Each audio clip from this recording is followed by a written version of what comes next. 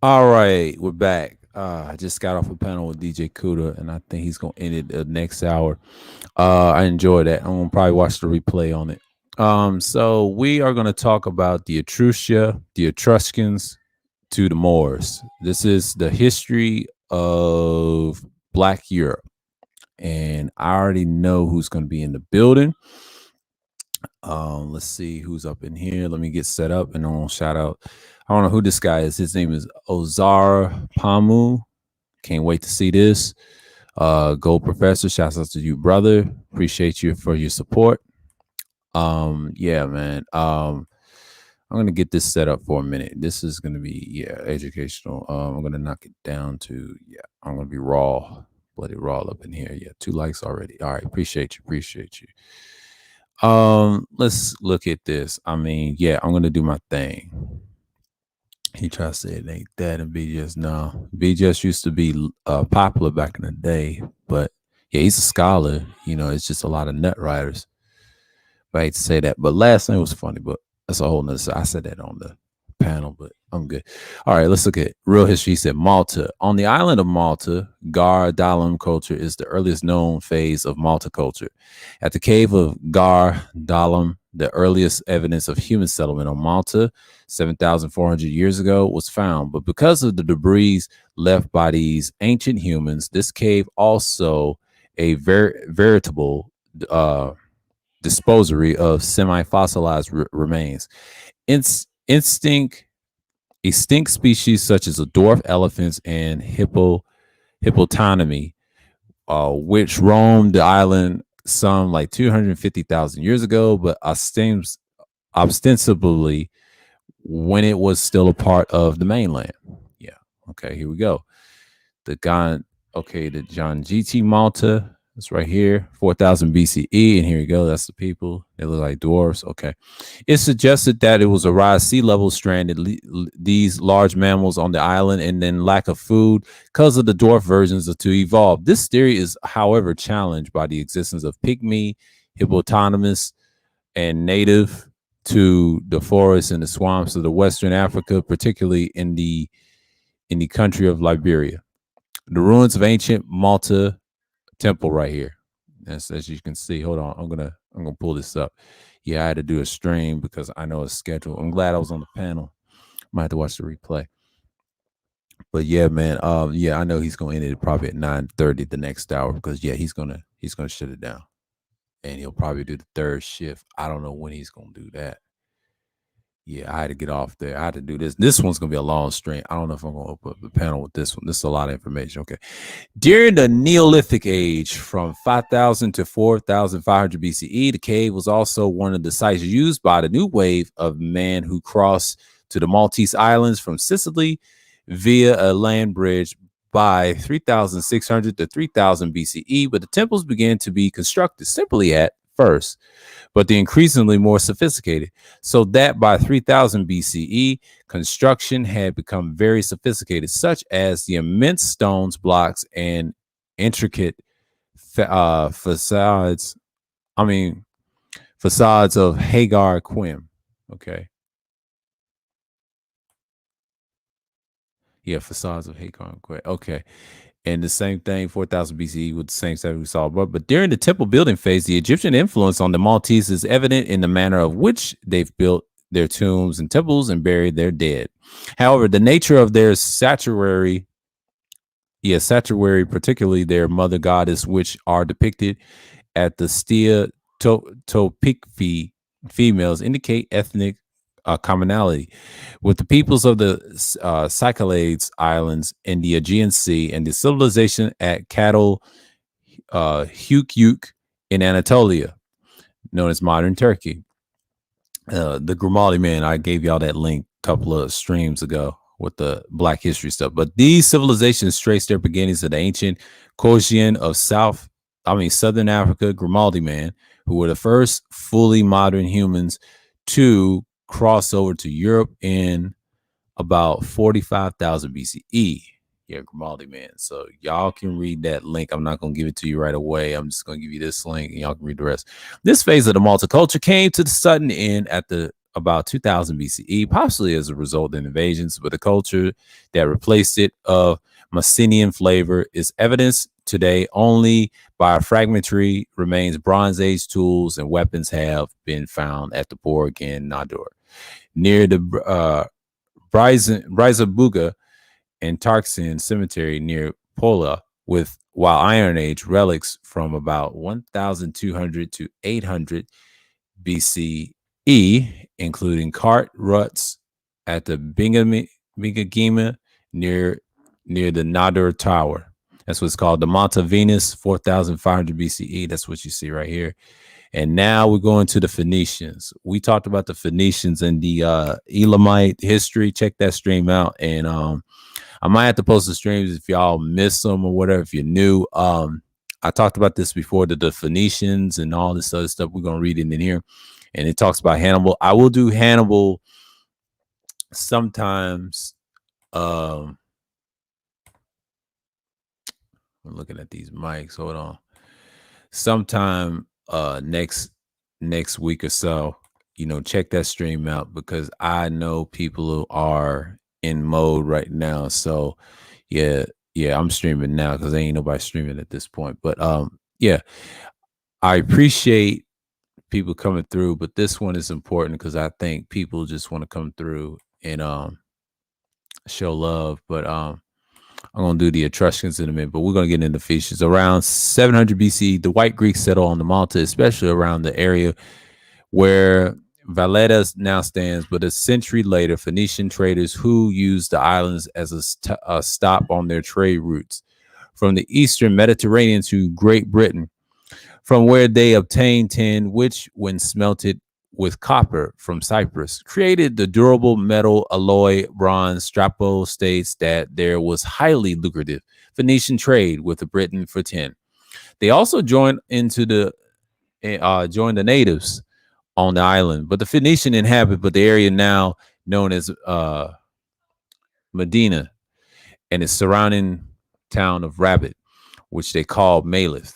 But the later arriving Romans, who also lived in Medina, but referred to it and the island as Melita.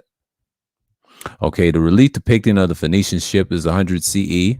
That's the current time. The Phoenician with monkeys, relief from the palace of the Assyrian king of Ashurbanipal II, 883 to 859 BCE. We talked about him before. That was in Sumer. We talked about the Phoenicians in Sumer too. I think it was the Sumer string. Yeah, watch the Sumer string. That will give you an idea what we was talking about. I might have to pull it up. Hold on for a minute, because this is going to be a long one, because I think a lot of people haven't seen that stream, and I appreciate y'all, whoever's coming through, but make sure you see that stream, because that stream is very important. A lot of people don't understand, like, I'm just putting these together as content because I can do a lot of content on the historical stuff. I just do that on my channel, and I know people is going to come through. What I did with the Phoenician, I'm trying to see. We did Canaan. I think it was the Canaan stream. Yeah, the first Canaan stream was 53 minutes. I will say it's 53 minutes, 29 seconds. And then the other half, we did the second of the Phoenicians. Yeah, we talked about it. Watch both of those streams and you'll appreciate what's going on. Embrace the independent thinker. Yeah. So I did the Canaan streams around August 1st. And that's the thing. And I think a lot of people took offense to it. And I haven't really get into it and delved into it. So yeah, I'm not really impressed by it. But that's the thing with me. I talked about it enough, and I'm just gonna say, yeah, I'm gonna get into it. I think the studio and all this other stuff. So yeah, let's get into it. Cyrus the Great conquered the Phoenicia in 539 BCE, but after the fall of Phoenicia proper, but the area came under the control of the Phoenician colony in North Africa, Carthage, which was found in 814 BCE under the Pygmalion, king of Tyre. Its remains are the suburb of Tunis in present-day Tunisia. During this time, the people on Malta mainly cultivated olives and carobs and produced textiles. Yeah, textiles. But during the First Punic War was wars with Rome of 218 BCE, but the tensions led to the Maltese people rebel against the Carthage turn control of their garrison over to the Roman Republic, consul of Cyprinius, but Malta remained loyal to the Rome during the Second Punic War. And the Romans rewarded it with the title of Foedera Civitas, a destination that was exempt for paying tribute or the rule of the Roman law. Although at this time it felt within jurisdiction of Sicily of Providence. Finally, in 146 BCE, after the Third War with the Roman, Carthage suffers total destruction. It was rebuilt as a Roman colony in 400 BCE, but the ancient Phoenician language survived in use as a vernacular in some of the smallest cities of North Africa, at least until the time of St. Augustine, Bishop of Hippo, 5th century CE. Yeah, I'll talk about Hannibal next week. I got a piece on Hannibal. He's in my other bookmarks. I'm going to put him in. So we're not going to talk about Hannibal today. And also, I got the pre-records of the Punic Wars. Check that out as well. I did a history on a pre-record of it's a 2-part series.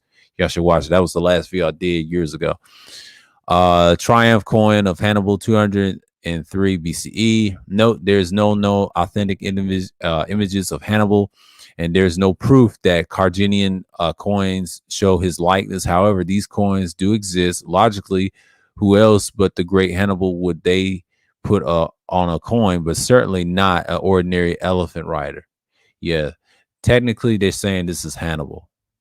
Okay, Hannibal's, there's a lot of relics that's lost. The guy's still searching for them, so don't worry. Hannibal will be mentioned real soon. Don't worry about Hannibal. Hannibal is one of those relics that they're still researching and still finding. Okay. Around 100 CE, the Maltese Islands were a thriving part of the Roman Empire, but being prominent to the status of municipum, Menicipum under the Hadrian, but the Bible and Acts of the Apostles relates that during 60 CE, Jesus Christ, Apostle St. Paul, was shipwrecked on the northern shore of the island at St. Paul's Bay, but being received by the person who would be known to the posterity as St. Publius, stayed in Malta for 3 months, introducing the Christianity and performing various miracles. When the Roman Empire split in the Eastern and Western divisions, the Holy Roman Empire, that's when it split into Eastern and Western divisions in the 4th century, Malta fell under the control of the Greek-speaking Byzantium or Byzantine Empire from 339 to 870 CE, which ruled from Constantinople, now known as Istanbul. Although Malta was under Byzantine rule for 4 centuries, not much is known from this period. There's evidence that the Germanic tribes, including the Goths, the Vandals, briefly took control of the island before the Byzantines launched a counterattack and retook Malta. Euphemus was a Byzantine admiral, probably born in Messina, Sicily, and may have been non-white. At about 826 CE, he proclaimed himself emperor in Syracuse, or they would say Syracusa.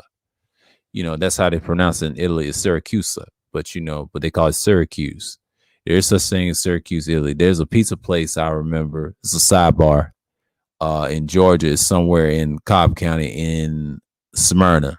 And the guy's people's from Syracuse, even though he's from New York, but even though his people's from Syracuse. Some good stuff. It's authentic Italian restaurant. That's just a little sidebar, but back to this. And the whole territory of the island, he was subsequently defeated by the Byzantine troops, escaped to Africa, North Africa, where he asked for help from the Arabs to take Sicily and Malta from the Byzantine.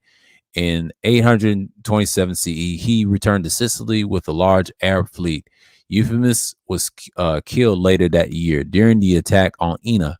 but the Arabs were successfully taking the islands. This is where the Moors come in. But the Arabs introduced the new irrigation methods, new fruits, and cotton. And Sicilo Arabic language was adopted on the islands from Sicily to southern Italy.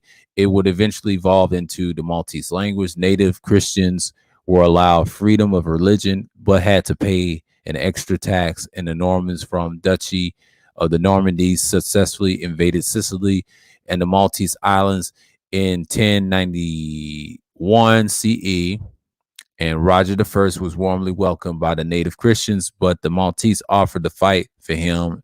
In response, Roger reportedly tore off the portion of his flag, half red, half white, presenting it to the Maltese. This formed the base of the flag of Malta. The Catholic Church was reinstated as the state religion. With Malta under the see of Palermo, Norman architecture sprung up around Malta, especially in the ancient capital of Medina. Tancred of Sicily, the last Norman monarch, made Malta and Gozo a feudal lordship or fief within the kingdom, and a Count Malta was instituted. But the kingdom passed on to the house of Hohenstaufen from 1194 until 1266 CE. That's 12th century to 13th century. So, like they said, 1194 until 1266 CE. And Malta was a part of the Holy Roman Empire of the German nation for the 72 years. It was under the Holy Roman Emperor Frederick II of Hohenstaufen, 1194 to 1250 CE. It'll be 12th century to 13th century at this time. That all remaining Muslims were expelled from Malta in 1224 CE, and the entire Christian male population of Solano and Abruzzo was exported to Malta to replace them. Thus, Malta became a purely white island. The Etruscans. Here goes the Etruscans. The early inhabitants of Italy was the Etruscans right here. These are the Etruscans people. A lot of people call them Etruscans, but it's Etruscans. Having the established true race of the Etruscans, let us now learn about their civilization. So we get into the heart and the meat of it. Okay, the Etruscans. The Etruscans were members of the ancient civilization of Etruria, a country in what is now Italy. Their urban civilization is though to have started well before 800 BCE, but its truly beginnings cannot be ascertained because of their literature, especially the Etrusca Disciplinia in Etruscan books of cult and divination were collected. Divination were collected and burned in the 5th century CE by white Christian elements. Some say the Etruscans were originally Pelagians, the original people of Greece, but some say that they were Phrygian migrants from Anatolia. Both of those theories seem to miss the fact that the entire area was inhabited by black people since about 45,000 BCE, when the Grimaldi man first entered Europe. Therefore, there is absolutely no reason why the Etruscans could not have evolved in situ. All the remains of the Etruscan writings are inscription like this. Yeah, BGS wouldn't be on my level. I'll destroy them with these facts. A lot of these dudes ain't that smart. I'll body these dudes. Trust me, I got pure content. These niggas can't fuck with me. Stop it. Called the Liver of Plastina, and this is the Etruscan artifact found in 1877 near Gossolingo in the province of Palencia, Italy. Some say it's a life-size bronze model of a sheep's liver covered in Etruscan writings, and the writings on the liver being names of Etruscan deities. Others say it's a map with the names of areas. It has been dated to 200 BCE. And this is by a black scholar with this website. Them dudes will be destroyed. I will body these dudes. I got links for days. Stop it. And I got content for this. So they can't argue with that. That's why they don't debate me. And I hate to say that about the sphere like that. A lot of dudes don't mess with me on this content. They get destroyed. Sorry. They just can't. I've been doing this for decades. Y'all scholars ain't nothing. Y'all come and go. Trust me, I've seen it all the time. That's why 3.0 don't got no scholars. They deal with game all day. But hey, what if I know? If the past behavior in any guide, the ridiculousness dating of Etruscan civilization 800 and 900 BCE by white people, it is a response to the Etruscans being significantly proven to be black people. But that very late dating would serve to make it seem that they were not truly ancient. But the Etruscans called themselves Aracenia, which was a synecopted to Racina or Racina. Those that joined the Sea People Exodus were known as the Tyranese or something like that. They probably those Sea People. Yeah, it's a combination. It's probably different types of Sea People. Yeah, I think I did a piece on them in a pre-recording. And I'm going to do this again on the Etruscans. The reason I want to do them and connect to the Moors, we're going to start with Italy first, and then we're going to see how they come the rest of Europe, because they got a lot of information on the Moors right here. Female from the tomb, 5 chairs, servitary, 600 BCE. The Etruscan women right here, 600 BCE, the same model that you see. We're going to read the rest of it. The Etruscan pendant below, which has served the swastika. I talked about this before. The swastika. I talked about this in the Indo-European videos. If you watch the pre-records, you'll see what I'm talking about. The ancient sign for good luck connects the Etruscans with ancient Nubia, Sudan, on whose pottery in the first found, and also the Indus Valley civilization, as well as the Mesopotamian civilization's design of their chariots is similar to the Egyptian chariots and one rider, 2 horses. We talked about the Indus Valley last night. That's the East Indian people. We mentioned certain pendants and things like that, Hinduism. That is a 2-hour stream. If y'all missed that, check that stream out. I posted it in the community tab, and I broke down what the cultures went to, and we talked about the Muslims, and we doing this because it's a little bit longer. So it's 8:37 p.m. Eastern time. So we're gonna do this. Etruscan pendant was the swastika symbols. Bassassini, Italy, 765 BCE.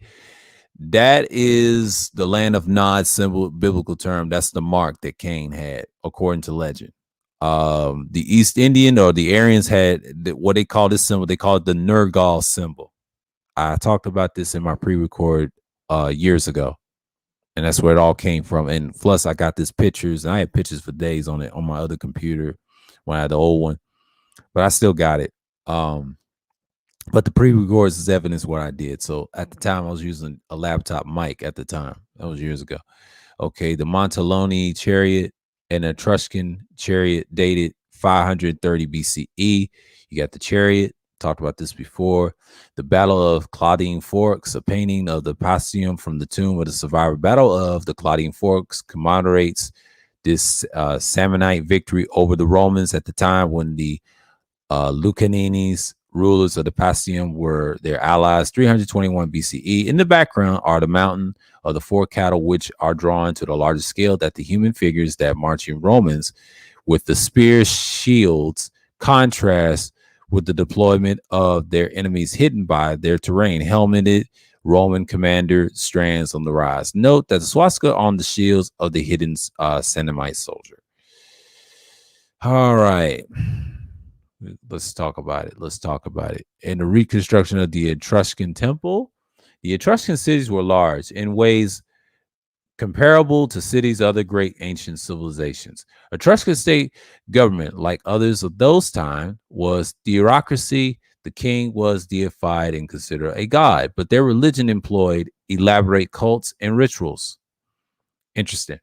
Very little is known about their social civic structure, except that their city-states weren't particularly unified. The heads of the Etruscan cities apparently at the times met to discuss military and political affairs. But apart from this, the Etruscans could be considered, as many ancient sources describe them, due to seeing Publin Etruiae, or the 12 peoples of Etruria. The 12 peoples referring to the 12 major city-states. Yeah, and this is before Roman Italy and things like that. Etruria. And that's a long time. This is a Meso archaeological Nazi nape statue court Frischman. Yeah, with a strange support of the nape of the neck, shows short frizzy hair, blah blah blah. Yeah, you see him right here. That's the Etruscan statue. They still researching some of it. All you see is the sun god. They have that, and there's the women. See, the Etruscan people, they were darker skinned people. The sea people is kind of complicated because he's still doing more searches on this. This is probably the biggest find out of all the searches on this website by the scholar. I forget the guy's name, but he's been doing more searches on this on Europe. This is important because society's kind of collapsing and people want to learn history and cultures are changing. So Apaphite and Adonis, Taurus, Italy, 437 BCE. I said this in a pre-record. I think I said half of this stuff. Some of them I may skim through, some I may not. I'm probably going to include all of it. Although the division between the Etruscan states were not as extreme, those in other areas like Sumer, where they are constantly at war with other and still individual Etruscan states, were strange in that they are apparently felt no obligation to cooperate with each other and provide aid to each other in times of need. Consequently, they had no mechanism to unify when faced with a common threat. Etruscan 500, 400 BCE. Etruscan vase. This is what they really look like. The darker skinned people, 325 BCE. That's what the people look like. It was conquested by other people, so we already know.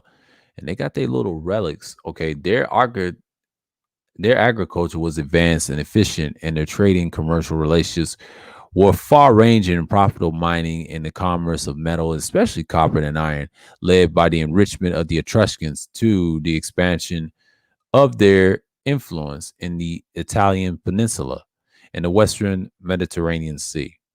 So the sarcophagus of the spouses, or should be a shinery, urn, and modern caverity, Italy, 520 BCE. That's what the Etruscans people looked like before it was culturally mixed later on. So that culture is the past, by the way. They don't exist anymore. And here's the more Etruscan bust, the Roman Balassemian, a funerary, and a vassal, 200 BCE. That's the people. This is what they look like. Some of these Etruscan people, the sea people, look like this, right? A lot of people say they're African and things like that. There's no saying they're African. That's just a term that the white man came up, or people or scholars came up. That's like a Roman term, by the way, which is interesting, but it had many names. So we know the places is called Etruria and things like that, the cultures that we see, but Africa is a loosely term, by the way. I don't know if that's true. I think the scholars going to research it one day. That's a loosely term.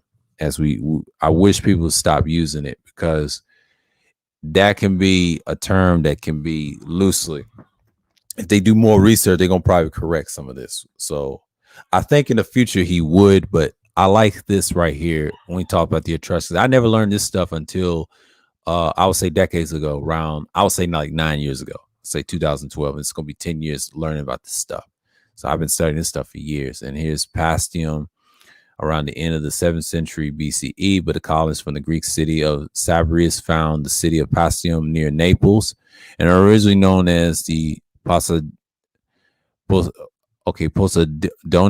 Okay, outside of archaeological evidence, or very little known about the Pastium during its first centuries. Archaeological evidence indicates that the city was expanding with the building of roads and temples and other features of a growing city. Pastium is also renowned for its painting tombs, mainly belong to the period of the Licinian rule, while only one of them dates to the Greek period.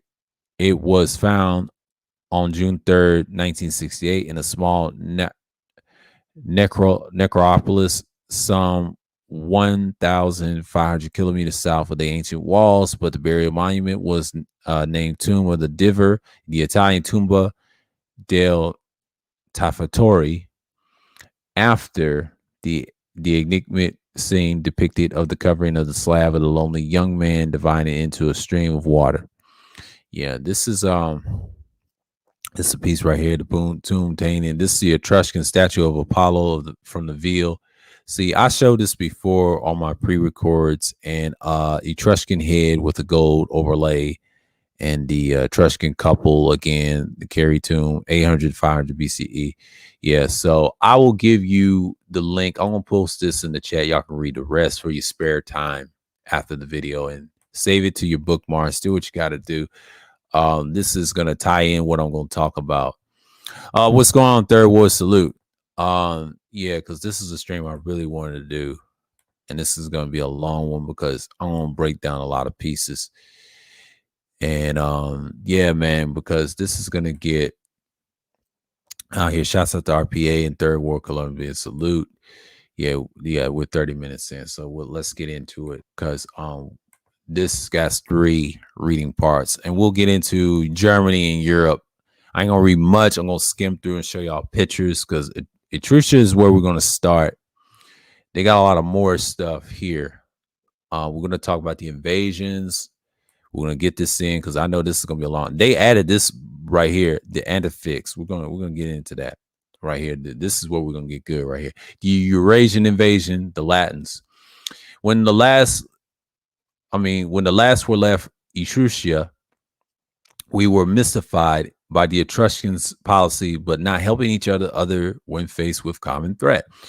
This incredible policy would, of course, have devastating effects. Moving ahead to perhaps 1100 BCE, it is at about this time that the albino people from the Eurasian plains, now called the Latins, later known as the Romans, migrated in. But these Latins may have accompanied to the Hellenes in Greece and then continue on to Italy. But the nature of the early contact between the two peoples is unknown. But later relationship is well known to be one of violence. Please remember that we are using the terms Latins and Hellenes in reference to Eurasians, albinos as a convenience only. Soon after the invasion of whites from Eurasia began, a coalition of the original black inhabitants of Italy, Greece, and the Aegean area formed a conglomeration called the Sea People. That's what they call it, the Sea People. See, these people, the Etruscans, that they call it, are the Sea People, if y'all didn't know.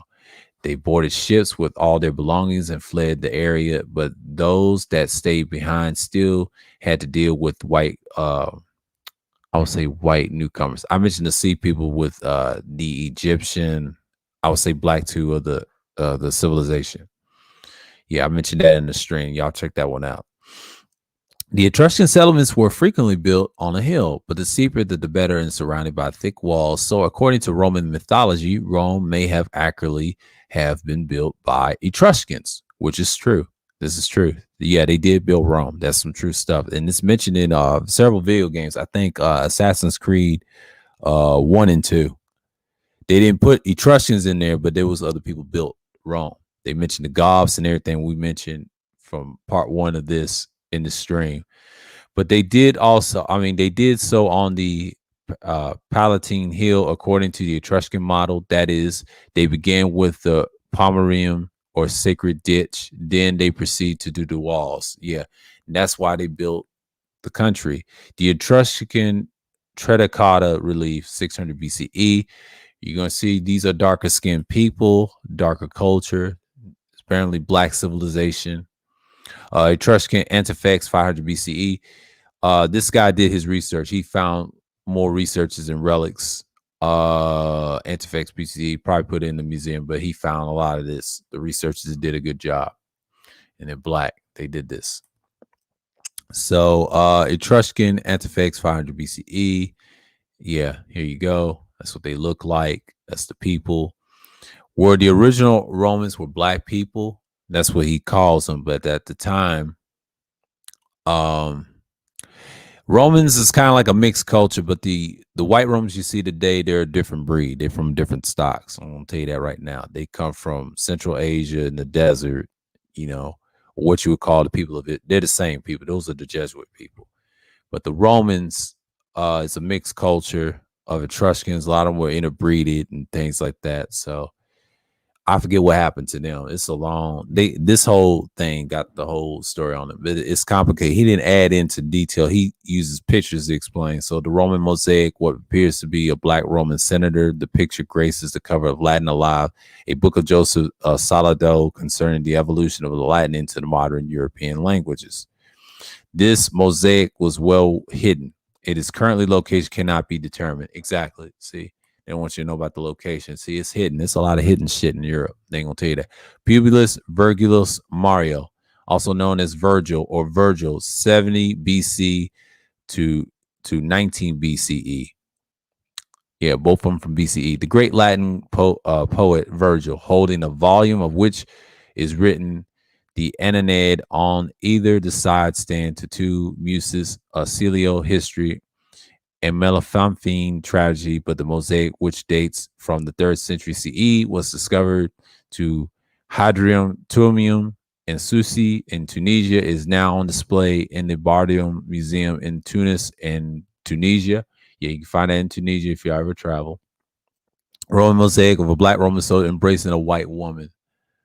Found at the Low Ham, Somerset, UK, in circa 34 CE. You see, he's making love to the albino or the white lady. In the pic, it shows you the Roman mosaic chariot. See, we're getting into the pictures right now. And the lower palm victory in Sicily, Roman 300 CE. Yeah, this is kind of graphic. I'm going to skim down. He's showing his thing down there, but I ain't going to do that. That's too graphic. But, I'll give y'all the link. Y'all can look at the pictures in a minute. I'm just going to show you this right here. The Roman fresco, Italy, showing Roman cavalrymen. Yeah, see, he's got the, it's educational purpose. Mosaic of the obviously black Roman emperor, Maximus Herculeus, from the Villa of Romana del Casale, Sicily, Italy, circa 300 CE. But note that the emperor is guarded on the right, but has on what appears to be a mask of the white person. But the meaning is unknown, as it whether it was installed by modern restorers. Yeah, that's how they was back then. They had a culture. Okay, where the original Romans were black people, as we shown in so many pages, all these marble statues, but white Greeks and Romans that we find in museums today are really 1600 to 1800s of fabrication. White history is so replaced with lies and fake artifacts that it would be impossible for this or any truth-seeking publication to investigate every possibility so far. But a convenience, we will not deviate into this founding of Rome and document it but rather we will work with the conventional story.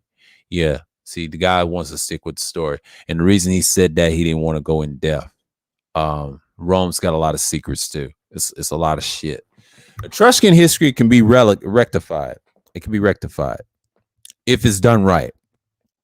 But the problem is they're still searching. See, the Roman culture in the church in this country is collapsing because of history and a lot of shit and politics and all this stuff. We're dealing with the C-19 virus and the Delta variant.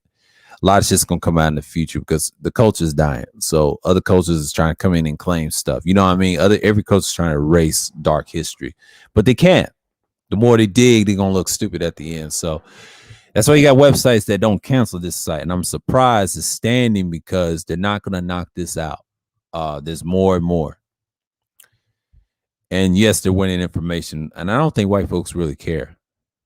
But they know how to manipulate certain powers. We don't know what they got in Rome. So that's just a sidebar. So I'm going to stick with the topic. But the Aeneid is a Latin epic poem written by Virgil, late 1st century BCE, 70 to 19 BCE, that tells the legendary story of Aeneas and the Trojan who traveled to Italy, where he became an ancestor of the Romans.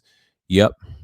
It is composed of roughly 10,000 lines in dactylic hexameter, but the first of the 6 poems of the 12 books tell the story of Aeneas' wanderings from Troy to Italy. And the poems in second half tells of the Trojans ultimately victorious war upon the Latins, whites, under whose name Aeneas and his Trojan followers and destined to subsume. The hero Aeneas was already known to Greco-Roman legend and myth and have been a character in the Iliad, and Virgil took the disconnect tales of Aeneas and wanderings in his vague association with the foundation of Rome and a personage of no fixed characteristics other than the scrupulous pity and the fashioning this into and the compelling founding myth or nationalist epic that at once tied Rome to the legends of Troy, glorified traditional Roman virtues, and legitimized the Julio Claudian dynasty as the descendants of the founders and heroes and gods of Rome and Troy. Entilius was a Trojan hero from whom the town of Intelia in Sicily was believed to have received its name, and he was the friend of the Trojan king. As the boxing match between Antilius and Dares and described in Virgil's Aeneid. Yeah. Fight between Antilius and Dares, Roman mosaic, 175 CE. Okay, the reason the poem is important is because the Trojan were figurines, and this is what the Phrygian king Midas looked like. There he goes. The memorial of the legendary king Midas of Phrygian, circa 800 BCE, draped bust of King Midas wearing the Phrygian cap, the standing holding scales, scepter, autonomous issue from the Paramecios, 240, then 260 CE. We're in CE timeline, the current timeline. And this is how Etruscans depict the Trojans, the guy on the ground. Yeah, the Etruscans' tomb, sacrificing the Trojan captives. Yeah. Etruscans were no joke. They was a violent species of a group of men.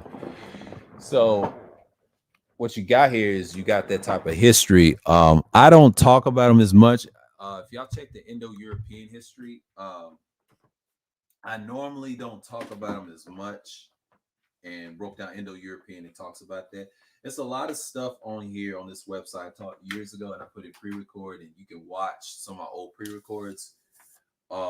They can break down further what I'm talking about. I've taught this before. I'm doing a whole stream on Etruria and the Moors, because this is a stream that I want on my content. So not just for views, but I want some people to learn about it, because it's very important when you talk about this type of history, because this is the one that has the juice. Them other ones, not so much, because a lot of people don't care.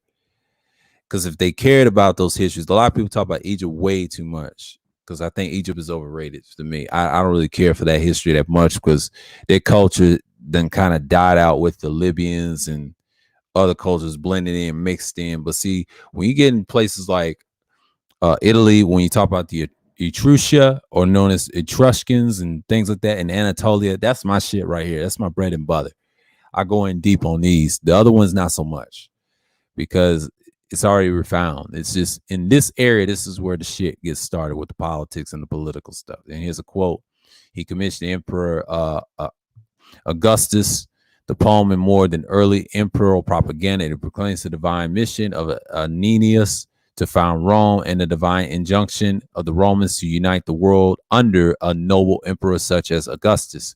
As a logical matter, then, why would the Roman tolerate, much less enthusiastically accepted, the Aeneid was very popular, but a founding story that gives credit to blacks for the nation's creation, if they, the elites themselves, were not black. Exactly, the elites were not black, and that's why.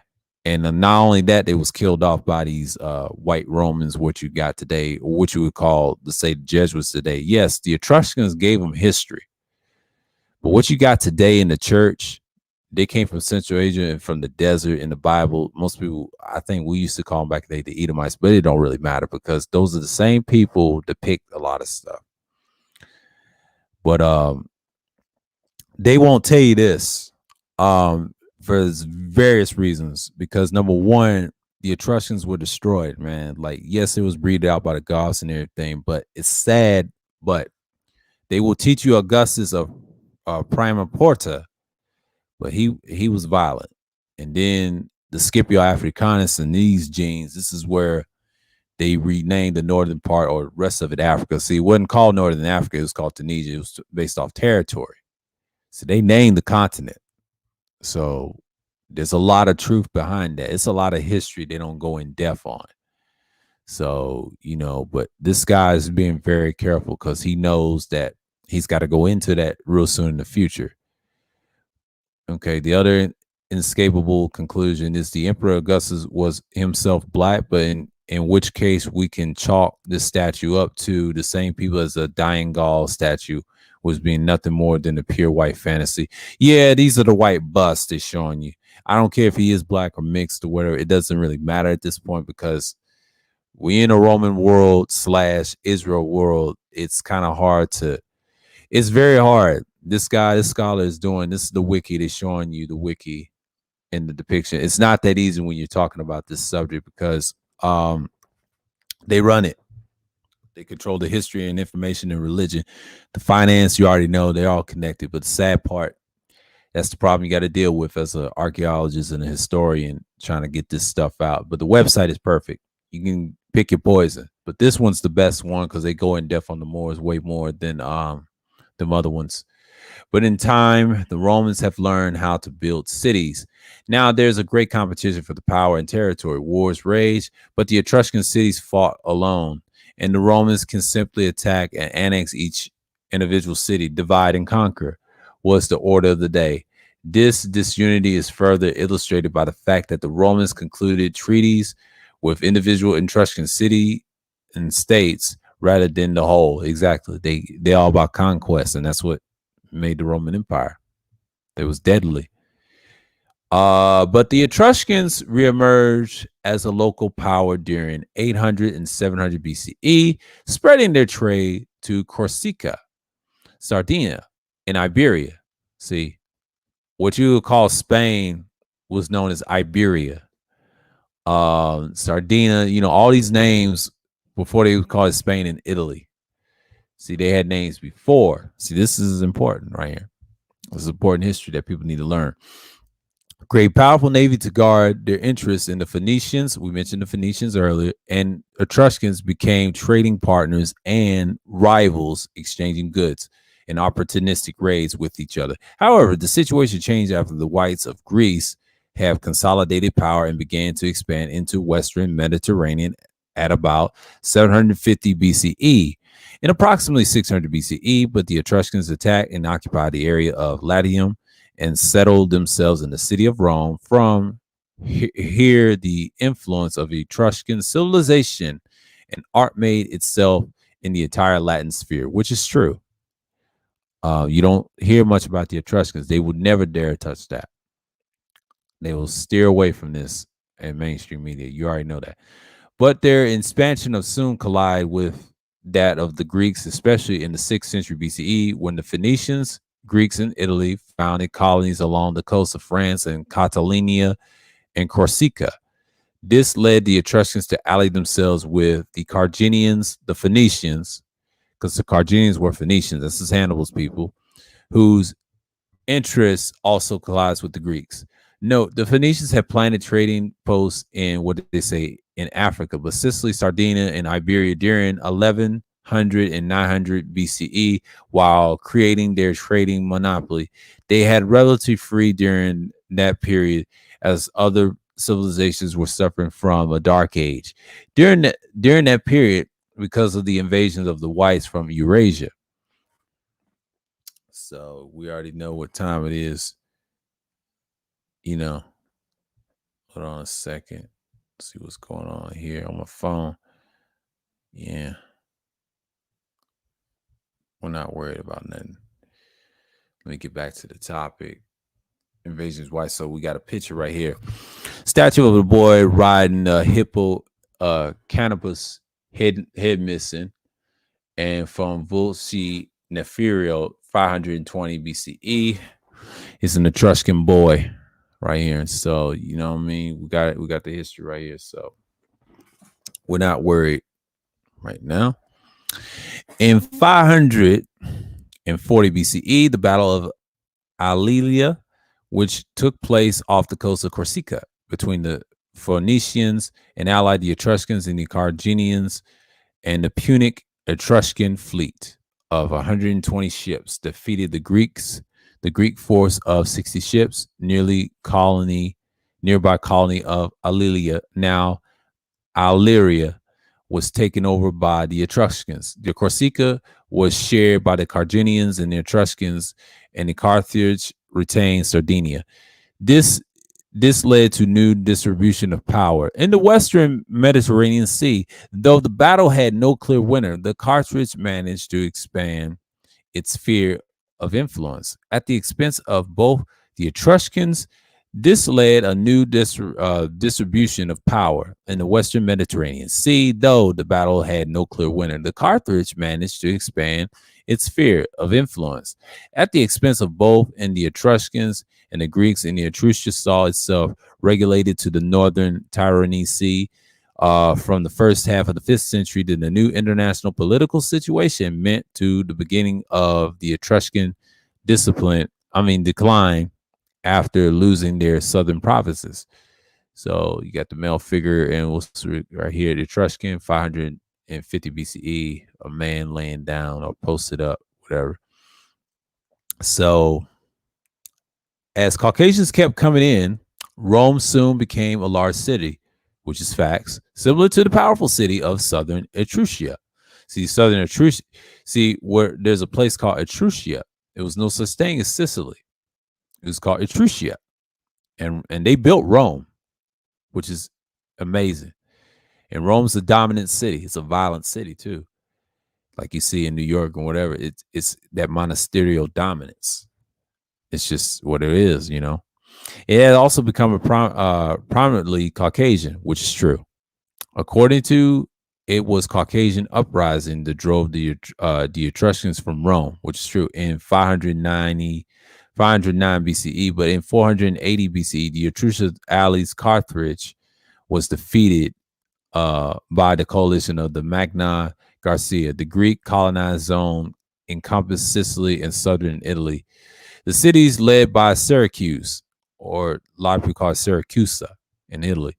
Later, it was a coalition of Caucasians, Latins, and the new Greeks that led to the Etruscan withdrawal from the whole Latium in 475 BCE. A year later, in 474 BCE, Syracuse of tyrant of Hiero and defeated the Etruscans at Battle of Cumae. Later, Etruria saw a Gaelic and Celtic. See the next page for the Gauls and the Celts. Yeah, we're gonna get into that in a minute. Real soon with the British, and talk about the Moors and the influence in the Polo Valley and the Adriatic coast. And meanwhile, Rome has started annexing Etruscan cities, and this first led to the loss of their North Province. The Etruscans continued to decline until finally Etruria was incorporated into Rome. Over time, the Etruscans ceased to exist as a separate people, and they, along with their culture and technology, were totally absorbed into Rome. However, yep, this is facts. It should be pointed out that if Etruscan tomb paintings are any indication of absorption by the Latins was not unduly traumatic. Unduly traumatic. Once again, we must ask the question: were original Romans and Greeks black people? Please consider, aside from the marble statues and busts, which we known to, yeah, they always say this again, yeah, conditions, yeah, and the gods and ancient societies. Yeah, we ain't gonna get into that in the pink. We just discussed that. We already discussed that. And here we go. We're gonna see the Bacani tomb, Tarquinian. And we're going to go with the aristocratic male figure of fresco tomb, the first of the Necropolis in Spinzazzo and Pastium in Campania, Italy. Here you go. Here's the pictures of these Etruscan people. So we're going to get into it. Marci Condominies and Etruscan holds the hairs of the aggression. Okay, Roman takes him as a prisoner. Yeah, French to circa 350 BCE. I showed this picture before. Black Europe, something like that, in a pre-record. Later, history relates to some Etruscans live in the Tuscus, Viscus, and the Etruscan quarter. And there was the Etruscan line of kings. Abbot, one descended from the Greek Damaratus of the Corinthian, which succeed kings in Latin and Sabine origin. Yep, the same that you see this on my platform. on my pre-records. And Pompeii and Centaur found in Volcan. Yeah, 500 CE. Yeah, they got a lot of stuff. Pompeii and all that stuff. City of Pompeii is a partially buried Rome town city near the modern Naples and Italian region of Campania in the territory of the commune of Pompeii. The name Pompeii in Latin is a second disilentian plural Pompeii Orium. According to theory Crius, the root of the word Pompeii would appear to be Oscan word for the number five, Pompeii, which suggests that either the community consisted of five hamlets or perhaps it was settled by a family group, gens of Pompeia.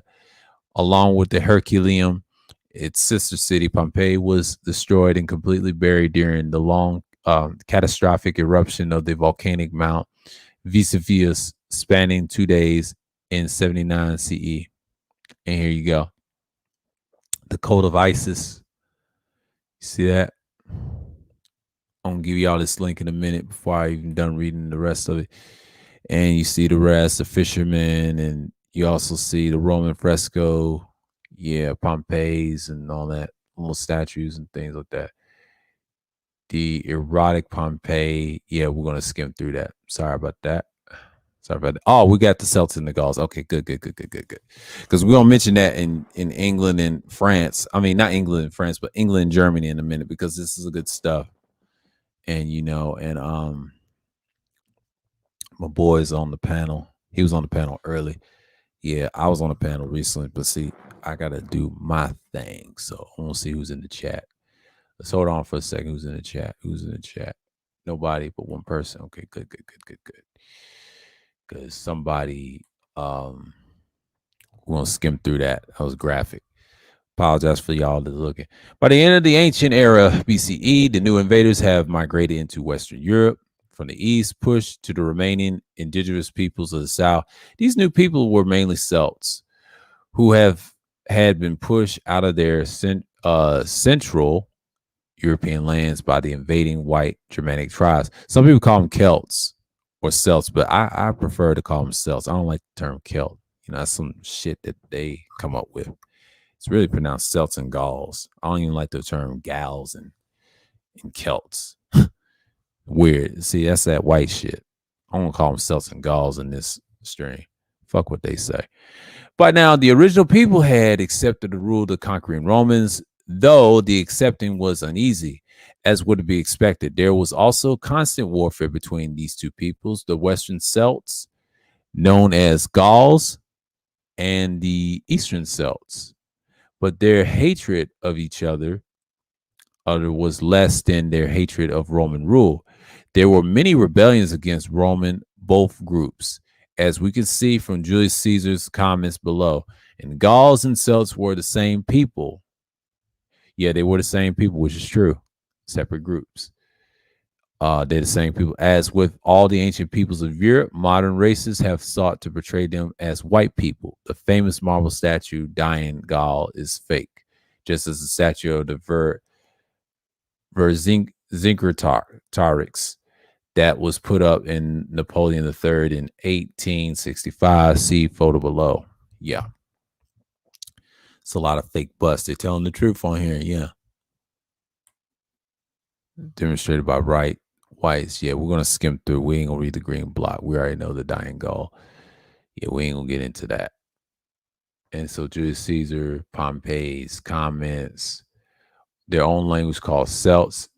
And ours is Gauls, the third awful difference in language. Yeah. All the Gauls divided in three parts of the Balaguine inhabitant. Yeah. That goes in on that.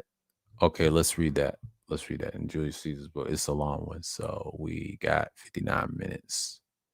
Yeah, let's read this whole thing again.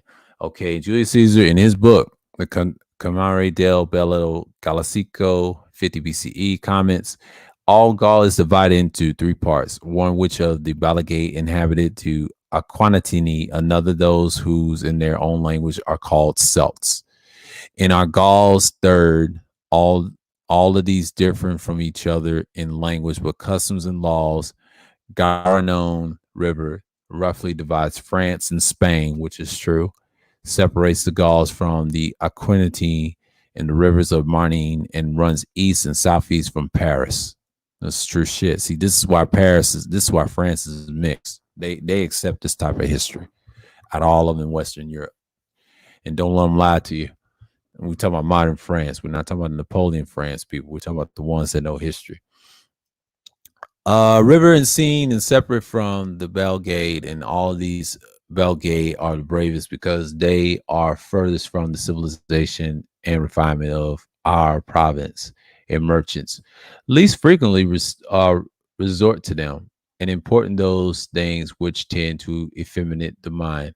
They are the nearest into the Germany, and who dwell beyond the Rhine. The Rhine runs the north and eastern Switzerland through Germany and the Netherlands to its prone outlet on the Northern Sea, with whom they are continually waging war. For which reason, the Haviti also surpassed the rest of the Gauls in valor, as they contend with the Germany in almost daily battles, when they either repel them from their own territories or themselves wage war on their frontiers.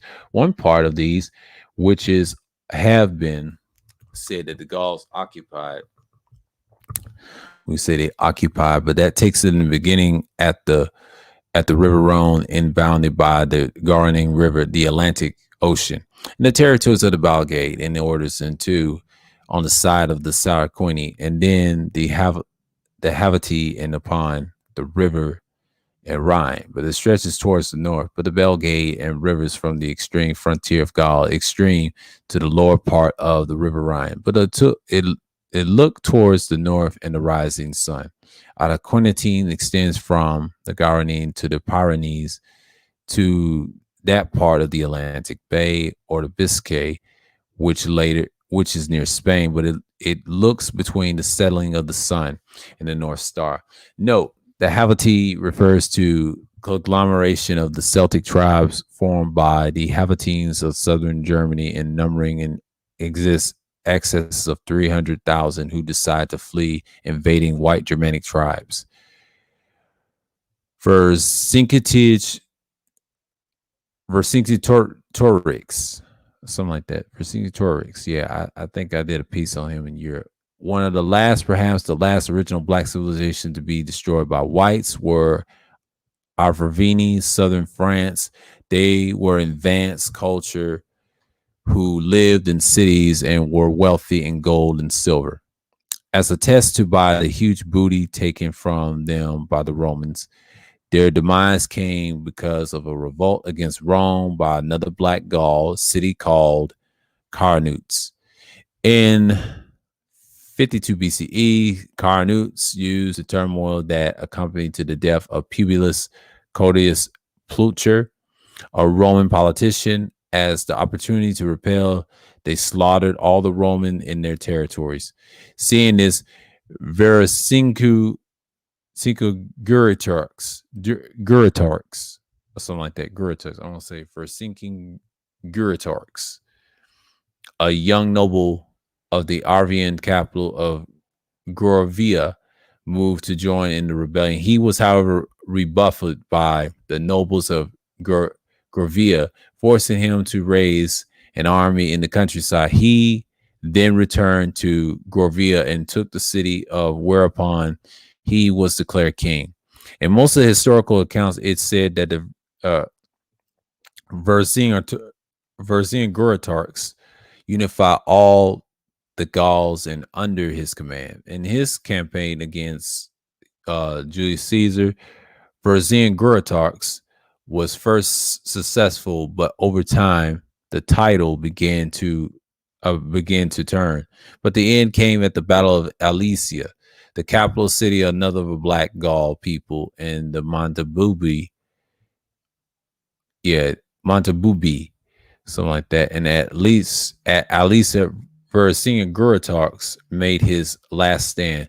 Caesar, instead of making a direct assault surrounding the city of the fortifications in order to starve them out, when Vercingetorix sent for reinforcements, Caesar built another set fortification to his rear to hold back the reinforcements. When the reinforcements arrived, they were They were of insufficient number to break through Caesar's line after the many losing battles to break out. Vercingetorix was forced to mount his horse, ride out, and surrender to Caesar. Vercingetorix was taken prisoner and imprisoned in the Tullium in Rome for 5 years before being publicly displayed in Caesar's triumph in 446 BC, after which he was executed. Yeah, they executed him. Yeah, he was executed. So there he goes, the Roman coin of him. Commemorate 48 BCE, the defeat of Vercingetorix, pictured in the last king of the Arvanian. Yeah, he was executed. He was executed. They impaled him and killed him. They killed him. Gorogovia, Alesia, and all the other black Gallic cities were destroyed. It is estimated that 1 million persons died in the wars. Another million were sold into slavery, which is true. It's crucial. At the end, Caesar had effected an unprecedented genocide. The destruction was complete. That at this time, the known evidence of their existence is Roman coins, such as the one above, written on Roman accounts, right here. Vercingetorix, right here. It's a shame, but you don't get much of him anyway. So, and then the bogus, they're showing you the bogus version of him right here. This is the real one right here. Let me scroll up. Hold on. This is him right here. This is the bogus one, and this is him right here. It's the original. And the reason they ain't gonna tell you this, it's really sad that people still believe this stuff. You know what I mean? And I'm not tripping, and I know people are just not doing so well about it. So you know what I'm saying? Like,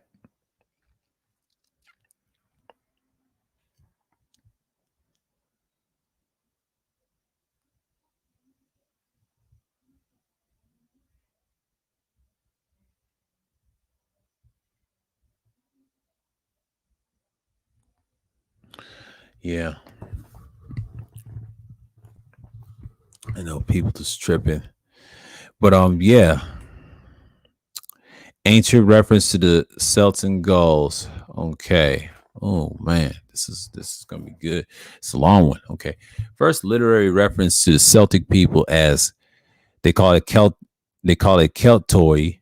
That's what they call it.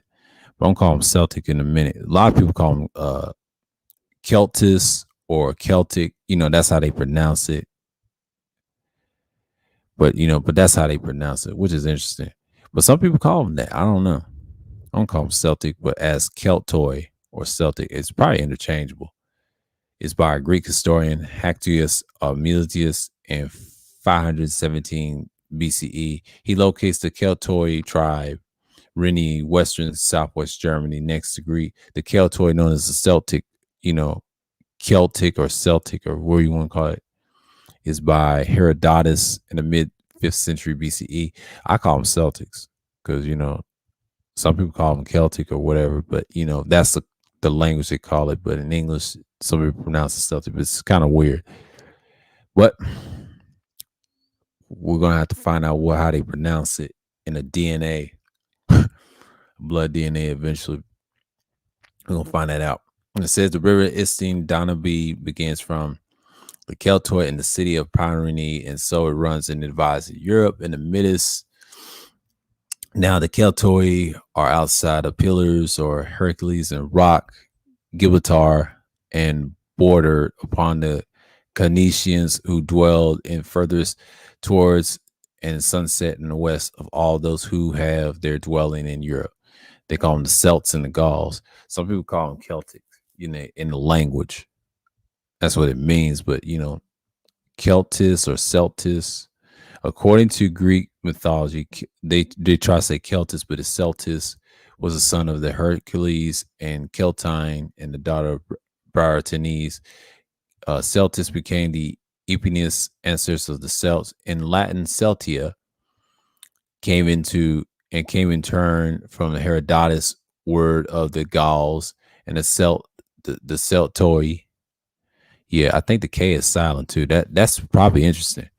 Some people call it Celtic. It's probably I think the K is silent. Probably call it Celtis. It's weird. They probably have a weird language because we don't know. We got to see the Sanskrit from these people. Shouts to this guy with this website. He's doing great work. Romans used the Celtoi to refer to the continental Gauls, but apparently not in the Insular Celts. The latter were long divided linguistically into Gone Hills and Birathons, and although other research provides more complex picture, another complication is that in this case of the Romans and Gauls in Latin Gallia is a historical name used in the context of the Roman Empire in reference to the region of Western Europe, approximately present day France and Belgium, which is true, but also sometimes including the Po Valley, Western Switzerland, and the parts of the Netherlands and Germany on the west bank of the river Rhine. In the 3rd century BCE, Gauls immigrated from Thrace into the highlands of central Anatolia, modern Turkey. These people called Galatians later merged with the local population but retained many of their own traditions. Galatia, I'll say Galatia became its ruling caste in the 3rd century BCE. It has begun called the Galalia of the East. Roman writers called the inhabitants of Galilee. St. Jerome states that as of the 4th century CE, their language was similar to that of the Turavi. This is the language is in fact German, but the Romans called all people between the Pyrenees and the Rhine Gauls. The word Gaul didn't imply a specific language. The German Celts were great warriors respected by Greeks and Romans, but they hired themselves out as mercenaries, which is true. Sometimes fighting on both sides in great battles of times. For years, the Shephetines and their war bands and ravaged in the western half of Asia Minor as allies in one of the warring princes without any serious check until they sided with the renegade and Seleukid prince Antiochus Herax, who reigned in Asia Minor. Herax tried to defeat the king of Attulius the First of Perigami 241 and 197 BCE, but instead the Hellenized cities unified under his banner. His armies inflicted several severe defeats upon them, about 232, forcing them to settle permanently and confine themselves to the region to which they have already given their name. But the theme of the dying Gaul, the famous statues displayed of the Paragon, remain a favorite in the Hellenistic art for a generation. Their right to this district was formed recognized in the 3 region to which they have already given their name. But them of the dying Gaul and the famous statue display. Oh, I read that already. Okay, my fault. Okay, let's go back. Okay, the 3 Celtic tribes were settled where they afterwards remained to Teco. I said Teco Sages around Anacrea and Talas Tobogi around Pasinius, sacred to Cybils, and Torakami around Tavium. Okay, Diodorus Siculos and Strabo both suggest that the Celtic heartland was in southern France, but the former say that the Gauls were to the north of the Celts, but that the Roman referred to both as Gauls. Before the discoveries of the Hallstatt and latrine, it was generally considered that the Celtic heartland was southern France. See Cyclopedia of the Britannica for 1813.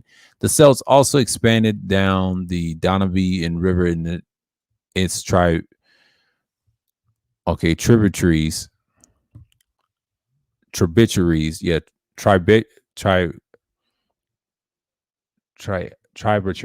yeah, tributaries, and one of the most influential tribes in Skordiskis has established their capital in Sigadum and 3rd century BCE, which present and day Belgrade, Serbia. But the concentration I'll say, of hill forts and cemeteries shows in the density of the population in Tisia Valley in modern day Vojvodine, Serbia, and Hungary, and into the Ukraine. Expansion into Romania and was, however, blocked by the Dacians.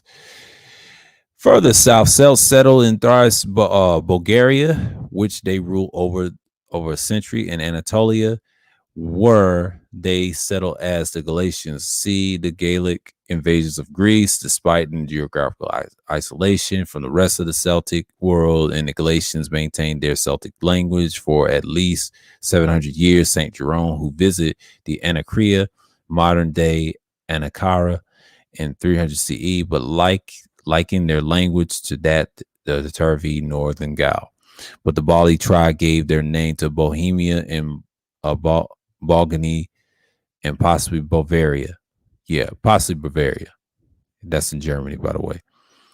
And Celtic artifacts and cemeteries have been discovered further in east in what is now Poland and Slovakia. A Celtic coin, Baltic, and Bratislava, and a mint displayed, as there is no archaeological evidence for the large-scale invasions in some of these other areas. And one school of thought holds that the Celtic language and culture spread into those areas by contact rather than invasions. However, the Celtic invasions of Italy, its expeditions in Greece and Western Anatolia, are well documented in Greek and Latin history, but there are records of the Celtic mercenaries in Egypt serving the Ptolemies. Thousands were employed in 283, 246 BCE, and they were also in service around 186 BCE. They attempted to overthrow Ptolemy II. It had been known from a long time that there was an early Celtic Lepinic, sometimes called Cisalpine Celtic, presence in northern Italy since the inscription dated the 6th century BCE has found there. That's what they say. Okay. We're gonna go into it. Here's the people. New Germanic, Gaul mercenary, Ptolemaic army, right? Yeah. Let's see right there. Interesting. They show you the pictures.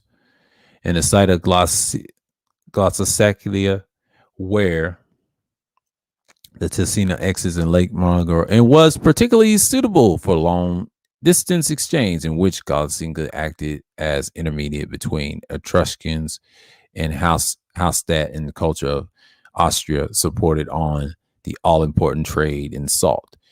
In 391 BCE, the Celts, who have their home beyond the Alps, stream through the passes in the great strength and the seas of the territory that they lay between the Apennine Mountains and the Alps. According to Diodorus Siculus, the Po Valley and the rest of the northern Italy, known as the Romans of the Cisalpine Gaul, was inhabited by Celtic speakers who founded cities such as Milan.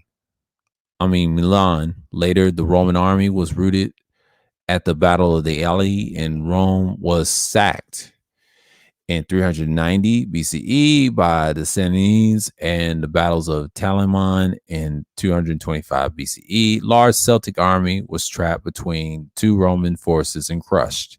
The defeat of the combine of Samnite and Celtic and Etruscan alliance by the Romans in the Third Samnite War sounded in the beginning of the end of the Celtic domination and maintained Europe, but it was not until 192 BCE, but that Roman armies conquered and the last remaining independent Celtic kingdoms in Italy. The Celts settled much more further in the south, in Po River. Okay.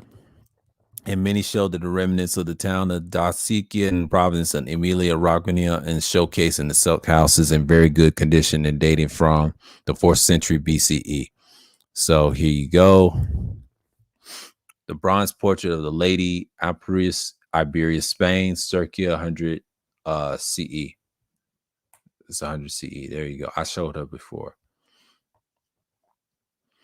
Rome would continue to grow, and the time would continue to absorb the Greek civilization as well. Rome extended the influence and presence throughout the Mediterranean world. It encountered and absorbed deities and religious practice of those encountering attempts were made periodically to suppress religious that's seemed to threaten traditional morality and unity.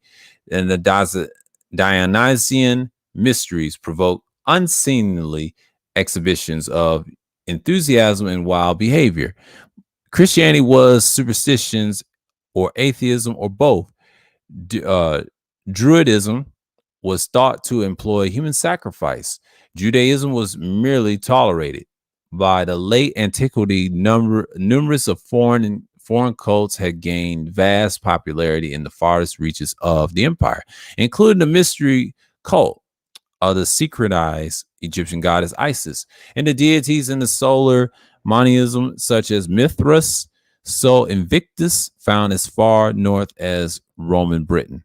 Yeah, I did a series about Mithras is Christ. I did a pre-record that. It's classic. Y'all can check that out if y'all want to.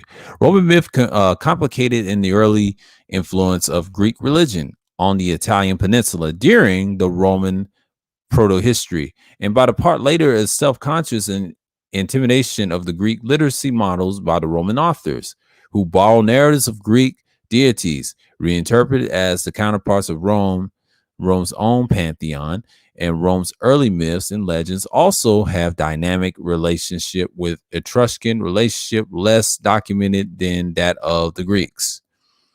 So it shows you the Greeks, Zeus, Erodot, Jupiter, Apollo, and things like that. Osiris, it's little Zeitgeist mythology.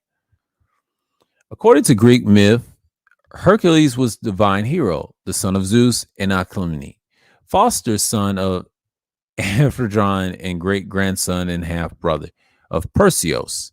He was the greatest of the Greek heroes and the paragon of masculinity, ancestor of the royal clans, and who claimed to the Hierarchies and champion of the Olympian order against the Chthonic monsters.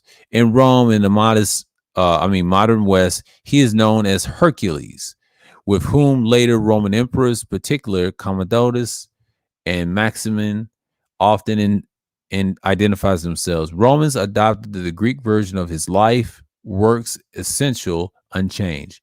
Alcmene was born to Eclatron, king of Macedon and the son of Perseus. Her mother was either Ananox, the daughter of Acleus, Acerdomian, or Lycidice, daughter of Pelops and Hippodamia. Hepzibah describes Alcmene as the tallest and the most beautiful woman with the wisdom suppressed by no person born of mortal parents. It is said that her face and dark eyes were as charming as Aphrodite's, and that she honored her husband like no woman before. She was the great granddaughter of Zeus. Yeah, that's it. And then you see right here, we're going here. The question of lies of white men's history. We're not going to get into that. The Romans, the black commanders, and all that. We're going to skip through that. Roman myth founded Romulus and his twin brother Remus, descendants of Aeneas and divinely. Yeah, Hercules. Yeah, Romulus. I already know that story. We ain't going to get into that. Trojan, Emperor Trajan, 53 CE, 117 CE, was a Roman emperor from 98 CE until his death, officially declared Senate of the Optimus Princeps. Best ruler Trajan is remembered as successful soldier emperor who presided over the greatest military expansion in Roman history, leading the emperor to attain the maximum territory extend. By the time of his death, he also known as the philanthropic rule, overseeing the extensive public building programs and implementing social welfare policies, which earning him his enduring reputation as the second of the 5 good emperors who presided over an area of peace and prosperity in the Mediterranean world. Trajan's column is Roman tribunal column in Roman Italy that commemorates the Roman Emperor Trajan's victory in Dacian Wars. It was completed about 1113 CE. Trajan's column close up what is called the Moorish cavalry. Note after over 1,900 years out of this open exposed elements, this a level of erosion would be absolute best that it could hope for the facial features that are totally distinguishable. Yeah, we're getting into the meat of it. And yeah, we're going to get into it. Which was Carlasikia? Is it fake? Yeah, they're going to get into it. And yeah, Roman youth. Yeah, we're getting into the heart. We were showing you the bills right now. Antonius of Carthage. Here you go. It's a statue right here. We're going to get into it. That's what the black ones were. The Phoenician people, yeah, they were wiped out though. We already know that. They're no more. Bronze portrait of a man, 300 BCE. Fake bronzes. You got a lot of fake bronzes out here, and you got a lot of Romans. Like here, we're just gonna skim through. This is part 2, and yeah. San Glavian, Triptian, Classica in 14th painting, 19th Italian Renaissance. Yeah, the Renaissance period. Roman general Martius, aka Maurice Mortius, commander of the Theban Legion, died 287 CE. He was a Templar knight, by the way. Here you go, Maurice, with the crest. So, the legend of Saint Maurice in the Theban Legion, 250 CE. Saint Maurice was an Egyptian from Thebes in Upper Egypt, General Principes in Theban Legion. Theban Legion really considered Christians, and Saint Maurice in Switzerland after the victory. Yeah, it's a long read. I ain't gonna read all that. That's too long. The Roman citizens, I'll show you that. Yeah, I'm not gonna read most of the stuff, like stuff you can read about Saint Maurice. I'll show you the Moors, the decline of Roman Empire, Constantine. Oh, hold on. I'll read this. Hold on. Cornelius Tacitus tribes, Germans and the Slavs, Germanic Slavs. Okay, I don't see how long I'm on. Hold on. Damn, that's an hour. That's an hour. What's going on? A lot of chips. Salute to you. Appreciate it, bro. Let's see. We got it up in here. Okay. Let's get back to it. Yeah, we're gonna get into this in a minute. I'll be on power. The Bible. Who is up here?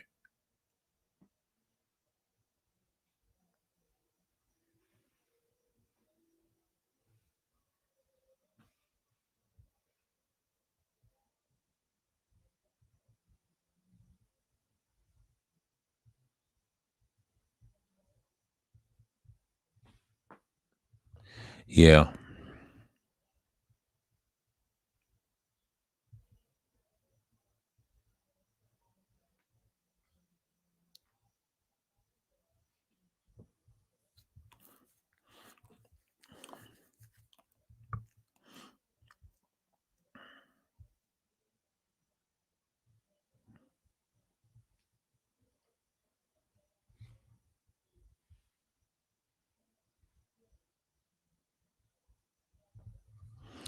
Yeah, I'm gonna get it in a minute. Hold on, y'all.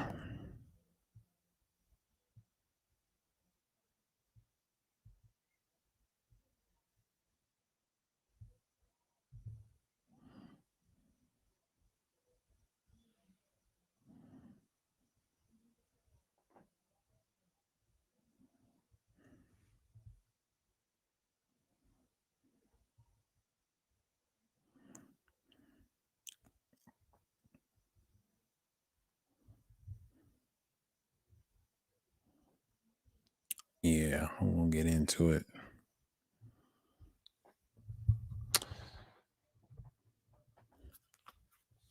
Okay. I'm gonna get to this part right here. Yeah, it's been an hour. I'm gonna get into it. The pain has been in these pages many times. I mean, the point has been and has been made in these pages many times that the modern whites are derived from Central Asia, Asian albinos who invaded Europe in early modern era. The modern whites have literally relationship to ancient Europeans, Greeks, or Romans. To make this point, we quote Cornelius Tacitus, who was likely a Celt 56 to 117 CE. He was a senator and a historian of the Roman Empire. We quoted from his books, Germania, Latin, De Origine Edi City Germaniarum, literally concerning the origin of the situation of Germanics. Yeah, Germanics pathways from Asia, settlements 395 to 476 CE. Yeah, this is a little history of it.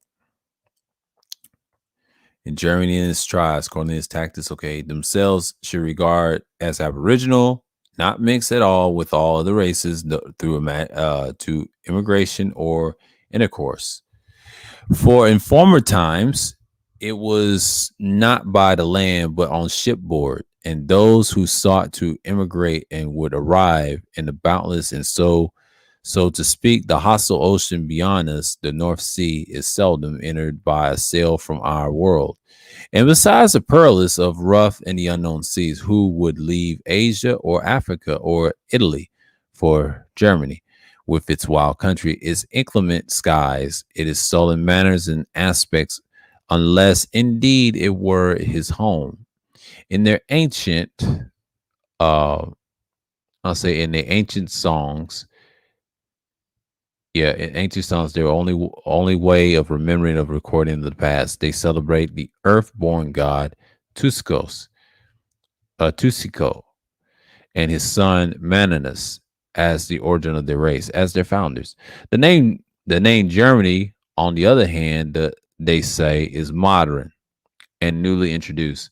For the fact that the tribes which first crossed to Rhine and drove out the Gauls are now called Tungarians, were then called Germans. Thus, what was the name of the tribe, not of the race, gradually prevailed till all called themselves by a self-invented name, Germans, which the conquerors had first employed to inspire terror. Exactly.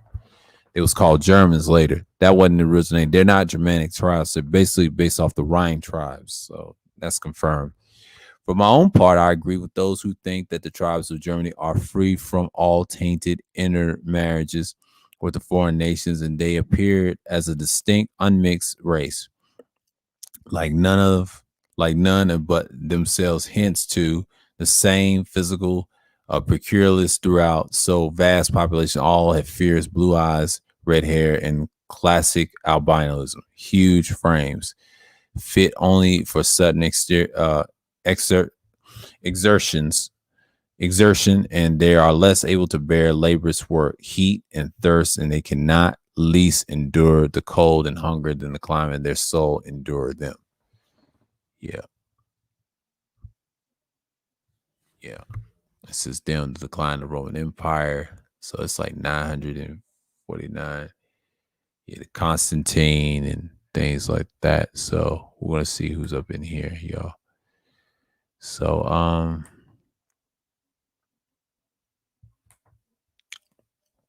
we're gonna get right into it. Well, the Constantine became the sole Roman emperor in 324. Christian became the leading religion of the empire. After the death of the Constantine in 337, two of his sons, Constantius II, but the Constantines took over the leadership of the emperor.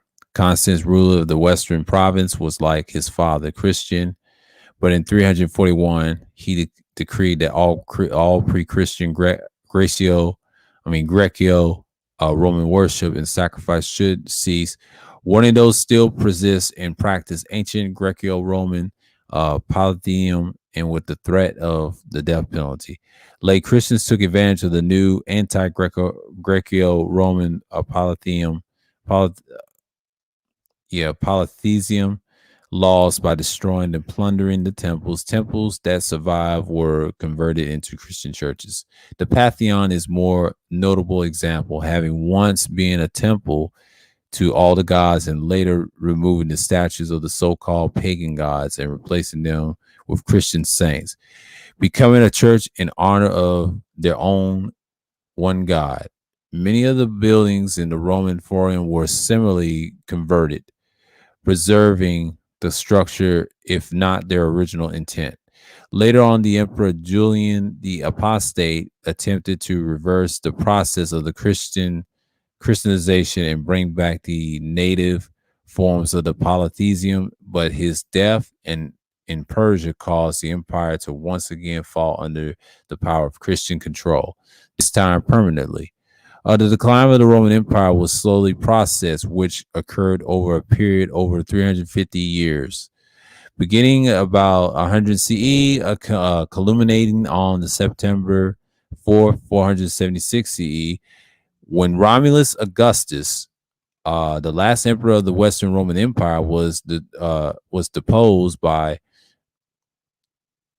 Odoacer, the Germanic chieftain, though by the appearance of Odyssean was probably a Celt or Gaul. They began the original people of Germany, with the actual true white Germanics following. Note: hair stands straight up. People hair cannot do that naturally. Laughed at the example, if you will, but at the point it still holds true. Also note Vercingetorix, hair. Yeah.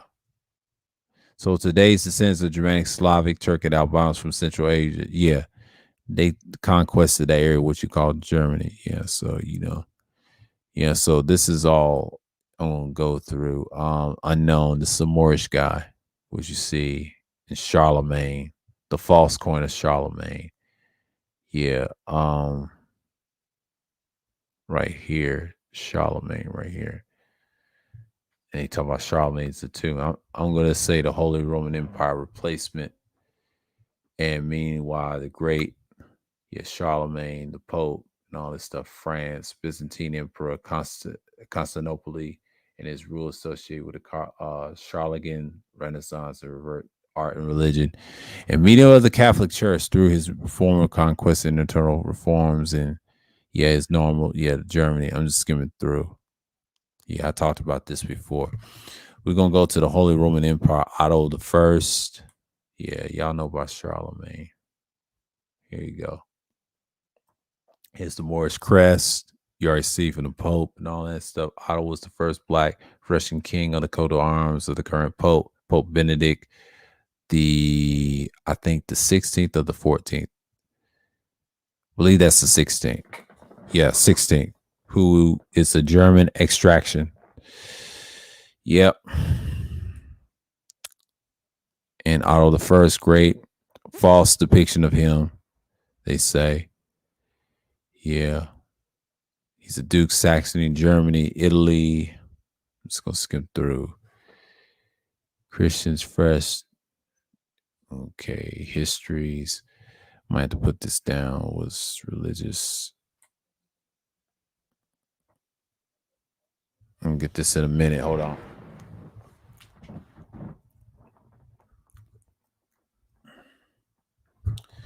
Yep. So you have this religious frescoes. I'm gonna put this in the chat. Y'all can see this for yourself. I mean, it's a lot of stuff, a lot of Christian history. So you know what I'm saying? Like, I'm gonna put this in the chat. Y'all can read later because I'm not gonna be much of a use. But let me see here. I'm gonna put this out here for a minute. Paste it. Yeah, put that in the chat. I don't want to waste y'all's time, but yeah, I'm just gonna skim through that.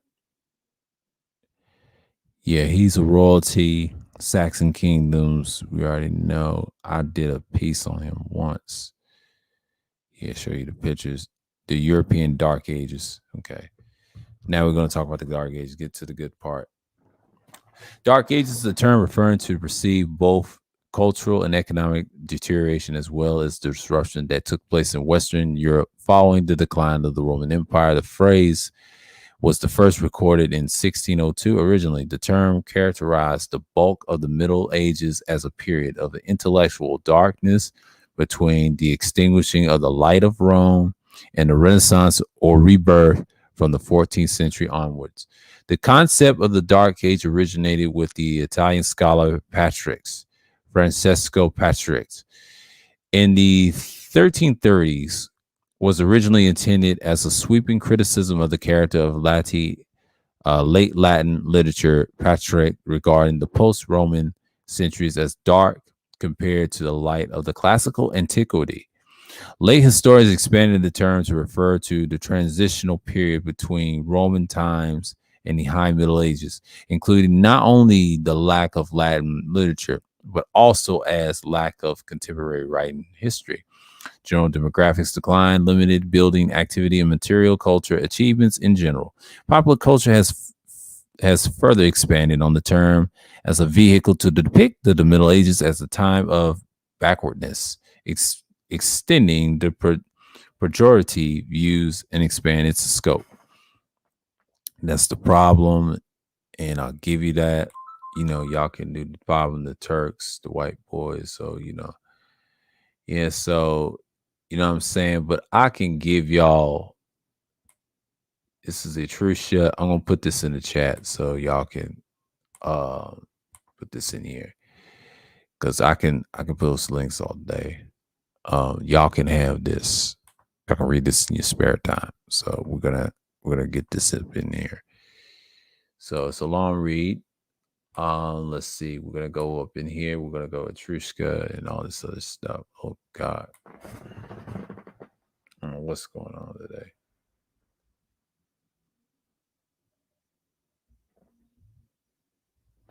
Yeah. She's mentioned a Bible debate. Well, Teapot is cool. But a Bible debate ain't gonna solve that. I know people is in here watching. Yeah, this is a long stream. We gotta talk about it. This is gonna be the longest one I've done. Ain't gonna do much on it because I got time. I got time for today. Got time today. We're gonna get this down. We're gonna get this right. Let's see up in here.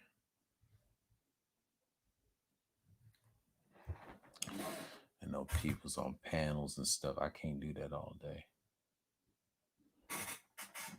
Yeah. Etruria 3. I'm gonna do this right. Who or what are the Celts and Gauls? Up until nowhere have the whites have been successfully blurred Black history. Then with the whites themselves, of course, there was no shortage of whites declaring that they were white people, according to the Diodorus Siculus, who was a Greek historian of the 1st century BCE, or at least white people claiming to quote him. The Gauls are tall of body with rippling muscles and white of skin, and their hair is blonde. And not only they naturally, so they are particularly artificial means increase the distinguish the color which is given, blah, blah, blah. Yeah. They talk about the history and the theory and the DNA and stuff. The racial description. Oh, they talking about race. Okay, hold on. We're going to have to skim through that. We ain't going to get into that. Yeah, this is getting, yeah. I already showed y'all the scientific part. Let's look at the pottery. Many modern scholars, historian facts of the Celts, diverse and tribal societies in the Iron Age of Europe. Proto-Celtic culture formed the early Iron Age. Central Europe, Hauslat period, presented by Austria and by the late Iron Age. And here you go, the Iberian Peninsula. Yeah, it talks about Scotland, the Courtier Wars culture. Yeah, we won't talk about it. The Courtier War wave. The Courtier Ware culture and enormous Europe archaeological. Yeah. Late Neolithic Stone Age flourished through the Copper Age and finally culminates the early Bronze Age, developing various areas from about 32 3200 BCE to 2300 BCE, and it represents the introduction of metal into Northern Europe. Corded ware culture is commonly associated with the Indo-European family of language. Yeah, I discussed this on a pre-record. So yeah, Europe. White lines indicates the cordial ware. The breaker culture, contemporary. So yeah, well, it's a lot of ware. See how long Genghis Khan. I talked about him about the mixtures of the north. Yeah, he's another one. The Mongols and stuff. Yeah, this is where yeah, it's getting light up here.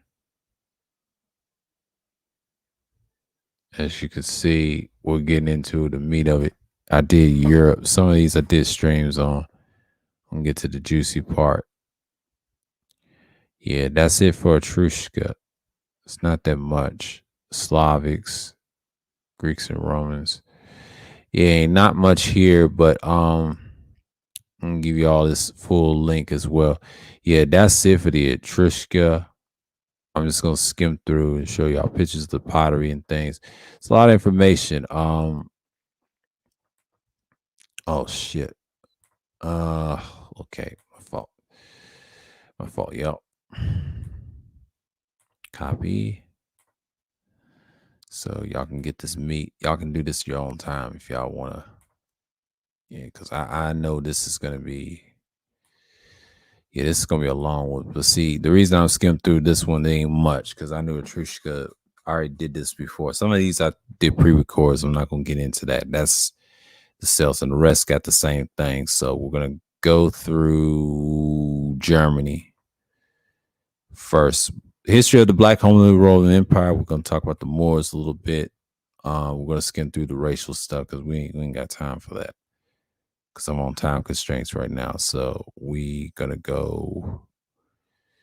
There's Eastern Europe, authentically whites were, yeah, Romania.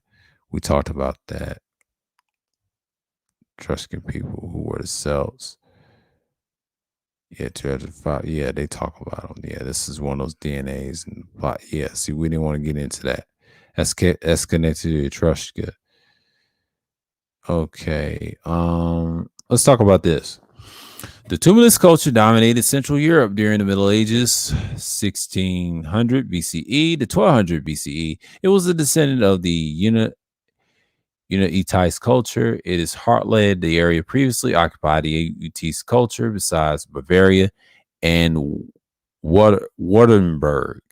And it was succeeded by the late Bronze Age Urnfield culture. As the name implies, the tumulus culture is distinguished by the practice of the burying of the dead beneath the burial mounds, tumuli. The true meaning is sun chariot, 1600 BCE. That's a chariot. And the chariot, yep, talks about it down below. Unifold BCE explains that. Listening cave. Let's see.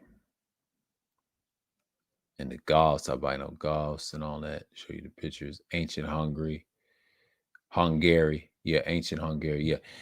Hungary original inhabitants were the Pannonians, a group of tribes akin to Illyrians. I talked about them. I think it was in Europe. Yeah, I talked about them in that stream. From the 4th century BCE, was invaded by various Celtic tribes. Little is heard by the Pannonian until 35 BCE, when the inhabitants, allies of the Dalmatians were attacked by Augustus Caesar, who conquered the occupied Siska. The country was not, however, definitely subdued until 9 BCE, when it was incorporated to Illyricum, to the frontier of which was extended as far as Danube. In CE 6, the Pannonians were with the Dalmatians and other Illyrian tribes engaged in the so-called Great Illyrian Revolt, were overcome by the Tiberius in the Germanicus, Julius Caesar. He received the Agnum Germanicus in 900 9 BCE, when it was presumptuously awarded to his father in honor of his victories in Germania. After the hard-fought campaign, which lasted for 3 years, the rebellion was crushed in CE 9, or the year 9 CE. The province of Illyricum was dissolved, and its lands were divided between the new province of Pannonia in the north and Dalmatia in the south. But the date of the division is unknown. Most certainly after 20 CE, but before 50 CE, and approximately dangers of barbarian tribes, Quadi and Macromani, and necessity of the presence of the large number of the troops. 7 legions in later times, in numerous fortresses were built on the bank of bank of the Danube. Okay, the forces built on the bank of Danube. Okay. Sometimes between the years 102 and 107, between the first and second Dacian wars, Trajan divided the province of the Pannine Superior, western part with the capital of Cartium, and Pantheon Inferior, eastern part of the capital of Acinium. And according to Ptolemy, and these divisions were separated by the line drawn from Abrium in the north of Ceratum and Gracia. In the south, later in the boundaries was placed in further east. So you got this picture right here. Here we go. People we're talking about, they added this feature, which is cool. They added more.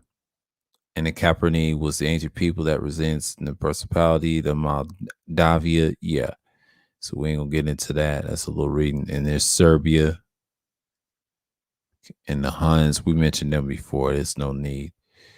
Persian, Sanansin, Kimpur II. We mentioned him. We're just gonna show pictures for now, because I think all the reading's too long. So, and there's the painting of Emperor Alexius I from the Greek manuscript of the Vatican Library.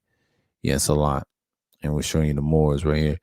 Roman coins of Emperor Justinian II, depicting of Jesus Christ as a black man. And yeah, reign of the Byzantine Emperor Justinian II, 685, 711 CE, golden Saulius, birth of Christ, facing with the curly hair, cornrows, perhaps, or short beard, wearing the Palladium and Columbian Gospels in the left hand, the cross beyond reverse. Justine on the left, Tiberius on the right. The dealer of David R. Sear does indeed provide a certificate of authenticity for this coin, with this explanation. And this portrait on his coin was based on the icon believed by the people of the time bear miraculous resemblance to Christ's actual appearance. That's what they thought of Christ at the time. Some people believe that, some don't. It's a deity and all this other stuff. Other cultures did the same thing. It's just whites kind of manipulate the skin color to play games. That's what they do. And yeah, the Franks. And they try to say the Germans, the Franks. I'm going to give you this link right now, the Holy Roman Empire. We're going to read the Franks. That's for people that want to come in. I'm not going to explain all the details and things like that. Shalom, wacky, salute. We're going to, what's going on, sheet? Yeah, man, because I'm going to post this in here in the link. Y'all can read this on your own time. So it's going to dump the link in here, because this is going to be one of those things that I'm going to talk about. Okay, the Franks in the 560s, Ivories, and highly organized nomadic confederacy of the mixed origins. They were ruled by Kagan, who was surrounded by the tight-knit entourage of the nomad warriors and organization characteristics of the Turco-Mongol groups, founded Avar Kaganates in the state, which maintained supremacy in the region from 2 centuries in the military and the power to launch attacks. All neighbors of the Avar Kaganate was weakened by the constant war and outside pressures, and the Black Franks under Charlemagne managed to defeat the Avars Ending their 250-year rule. In the middle of the 9th century, the Slavic Baton Principality, also known as the Lower Pannonian, was established by the Franks. And the frontier outposts were destroyed, the Avier state and the western part of the Pannonian plain. However, this was a vassal state, was destroyed in 900 by the Hungarian tribes. After all the great Hun and Avier nomadic empires, only Western Slavic and Southern Slavic people who have been settling in the area in the 6th and the 7th centuries, succeeding to establish themselves the Carpathian Basin in 895 to 896 under CE under the leadership of the Arpai. Some new albinos crossed the Carpathians and entered the Carpathian Basin, but the tribe called the Magyars was leading the tribe to the alliance to conquer the center of the basin, and the Magyars, confederation of the Turkic tribes, and probably led into the princes and in the military and all that, and the Khazars, Esau up in there. So yeah, I'm gonna show you the picture again. Edith, the Queen, Edith of England, and Otto, the Holy Roman Emperor, married in 992 CE. Yeah, and the Hungarian kings, of course, Stephen the First. I mentioned them in several strains, but yeah, it's the pictures of them. And the Crusades, it's before the Templars existed. The Crusades, the Arab Crusades and all that, Arab Muslims, the Turks. I'm not going to get into the reading because I read enough already. The first crusade was under Constantinople. Yeah, and all this other stuff. House. I done gave y'all the link. Y'all can read. And here's Leopold I of Habsburg. And he was violent too. I'll give y'all that on Leopold on the next. Let's go next. Leopold is number 2. The fall of the Rome. Yeah, we talked about that earlier in the stream. The Byzantine Empire, they show you how to stretch it. Anatolia and things like that in Africa. See, this is what they call Iberia. Byzantine Empire. I mentioned that in the Nebuchadnezzar pre-recording. You can deal with that. The Byzantine Empire was primarily Greek speaking continuing of the Roman during the late antiquity and the Middle Ages. The capital city of Constantinople, modern day Istanbul. That's the city's called Istanbul. That's in somewhere in Turkey, across the line. But it was known as Constantinople, which was originally known as Byzantium. Initially, it was eastern half of Roman Empire, often called Eastern Roman Empire. And say survive like that. So the Ottoman Turks in 1453, the Ottoman Turks called it Istanbul. Yeah, so you got your little pictures in here and the Moors and all that stuff and the people. Yeah, I'm trying to find the one with St. Maurice, the statue of my bust. I got it off of this website too. This is good. The Franks, not so much. I'm not going to get into Franks. We already know about the Franks. Some people call them Germans and things like that, or Bavarians, or which one. That's the Holy Roman Empire. It started right up in here. It spread it. It's vast. It was divided. Yeah, the mix and marry clay still continues. That's why we got America. The Franks and the Byzantine War. That's a long read. I'm not going to read that. That'll take me another hour or two. So I'm just looking at pictures right now. I probably discuss some of that a time. But if y'all want this, hold on. I'm going to give y'all the link of this again because this is important. If y'all read half of this, I'm going to give y'all the links. I'll do that for y'all. He said, rest in peace of Maurice. Yeah. Yeah. Because sometimes you got to get it going. It's like an hour. Keep it up in here. I'm just going to show y'all pictures because I did all the reading. I'm going to do tonight. I'm just going to show y'all pictures. Here's the one I did with the Moors of Germany. St. Otto Bamberg, 1060 to 1139, was medieval German bishop and a missionary who was a papal legate, converted much of the Pomeranian to Christianity. He entered the service of the Emperor Henry the Fourth in 1009 and was appointed Chancellor the Holy Roman Empire in 1101. See, there you go, right here. He was in my first pre-record Moors of Germany when I had the clips and pictures. Here's another one I mentioned. You see in my pre-records, Giovanni Mauro and all this other stuff. So there's no need to read. I just gave y'all the links. I'm being fair. You can look at the pictures and things like that. This is the Moorish people. Okay. Dark culture. Dark culture. Cathedral of Magdeburg. Yeah. So, you know, they got Napoleon and things like that.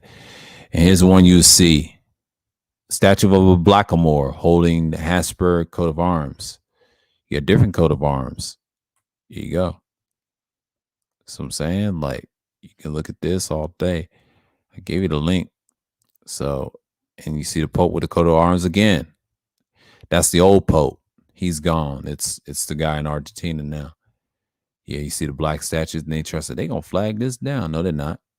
They ain't even care about it. That's just to get you scared, you know. But long as you ain't using it in a negative way, you're good. Yeah, there were real Celtic Gauls. We just mentioned this guy right here. We just read that from Etruria. See, that's why they want to read all to you about all this stuff. I'm going to show you the pictures instead, and we're going to skim through. And I'm definitely giving y'all the link. Hold on for this. This is the stuff I'll be dealing with. It's a good subject to talk about because it's a piece that I'm going to put in here. And we're going to dump this in the chat. So yeah, a lot of chips. Yeah, this is what I do, man. Like, I give you the history of this stuff. A lot of stuff I'm just gonna put out there. I got pictures for days. I mean, early in the stream, I read the Etruria and the Etruria, the House of Habsburg. Yeah, and show you the pictures and all that. Let's see, you start looking at kings and stuff, the black people and things like that. You seen this in my pre-records as well. And they added new things. It's a lot of new things they added. Martin Luther right here. Crosses, the Teutonic, these are Templars. Cross of the Teutonic Order, the coat of arms, Teutonic Order of Grand Master, alternate coat of arms of the Teutonic Order, coat of arms, Teutonic Order. These are the Teutonic Knights. They are Templars, by the way. They're Templars. Knights of Templars, Teutonic, and then there's Hospitalier and things like that. Okay, Teutonic Knights, the Order of the Brotherhood of Arms, the Journey Saint Mary in Jerusalem, official name Latin Ordo Domus and Sacra Mori, and that's what it says. And then it has the 12, 13th century stuff. Yeah, the Knights and Templars. John Saxon, steadfast constant. He's a Templar suit and armor. A lot of that stuff. Yeah, the Templars were no joke. They were very violent at the time. They was in Jerusalem too, and what's called Acre. So yeah, they show Hitler and things like that. Yeah, it's a long read, man. The Puki, not Puki, Pucky. Yeah, the Pucky family. The Pucky crest, Santanisian, Antizadi. Yeah, right here. It's a Moorish head. It's a lot. It's a lot. It's a lot. We got a lot in here.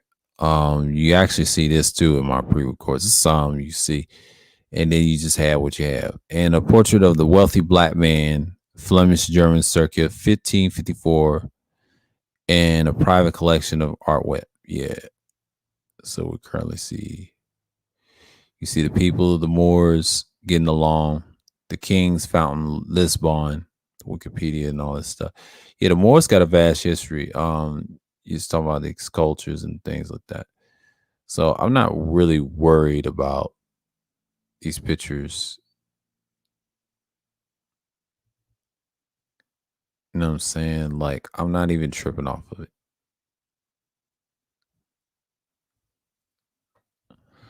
So let me find something real quick.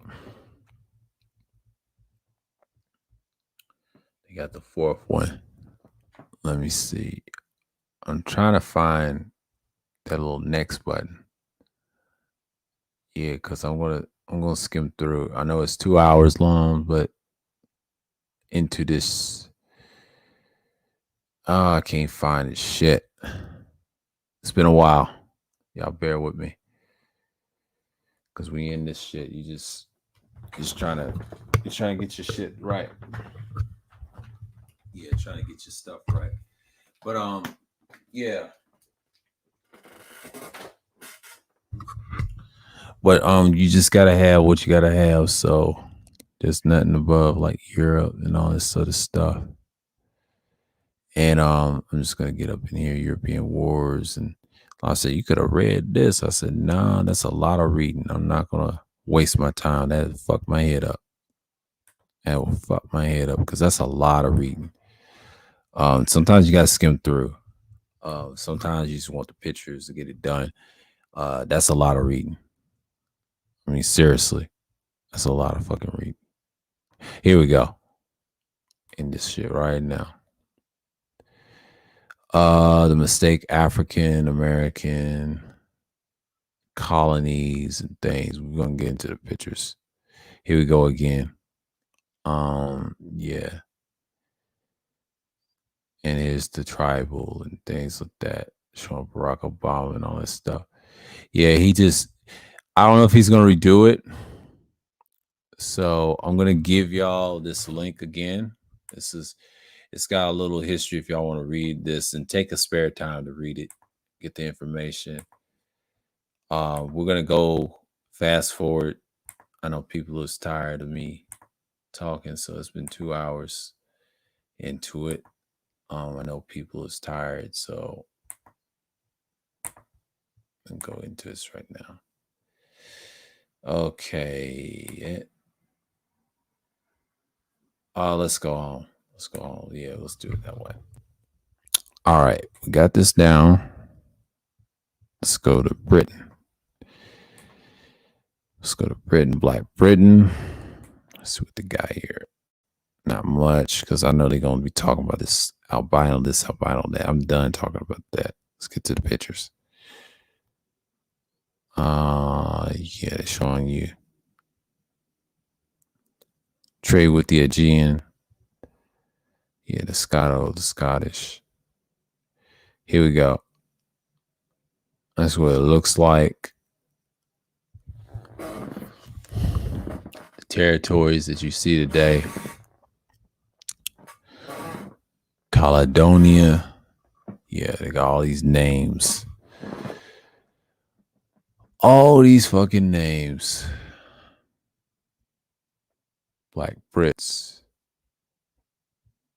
Show you the woman again in Spain. 1928, 7th century mask. Iberia Peninsula. Here's right here. Europe. If y'all want to see Black Europe, yeah. Let's put this right here and just y'all can read it. Cause I know it ain't people in here right now because they expect me to end this shit. I'm not. But yeah, man. I know it's I got 9 likes. Great. Thank you. It's been 2 hours. I'm just gonna post this up. I know people don't want to hear me the rest of the way, so I'm just gonna skim pictures and do my thing. So okay. There's some right here. Anatolia, things like that. Coat of arms. Let's see. Yeah.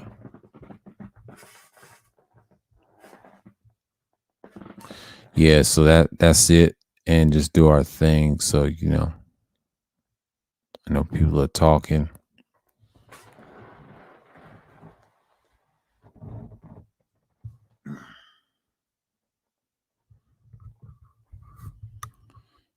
Yeah.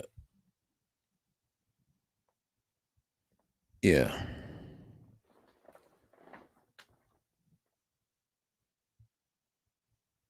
And that's what it is. But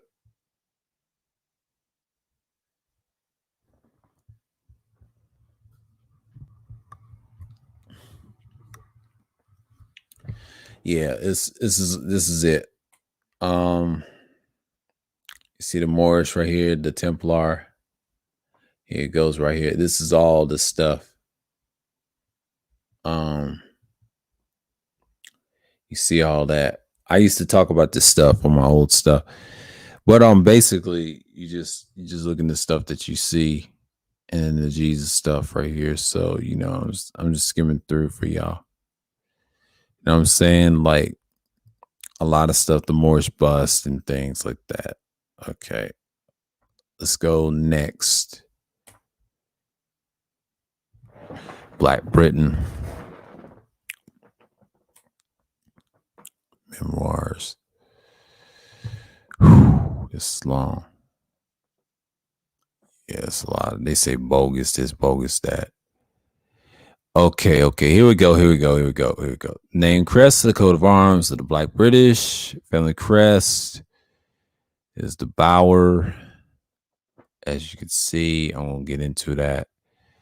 If y'all want to deal with that, the Bower, historical, distinguished the Roman Empire and things like that. Yeah.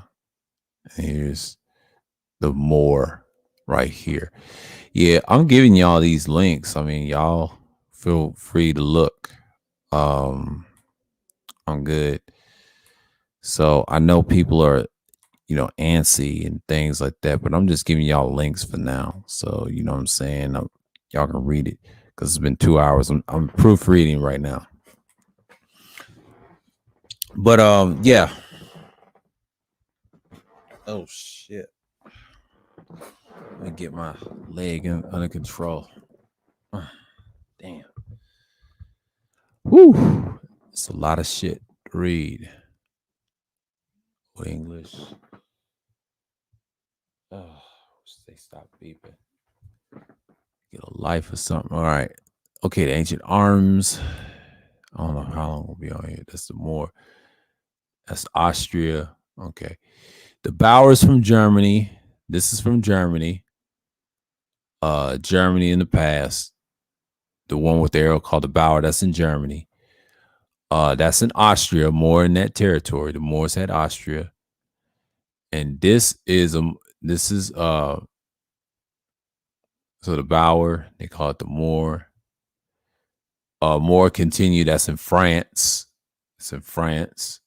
Ireland and Scotland. Yeah. Right here. The ancient arm crest with this cross right here. Interesting. Look like a black person. He's light skinned too. Damn.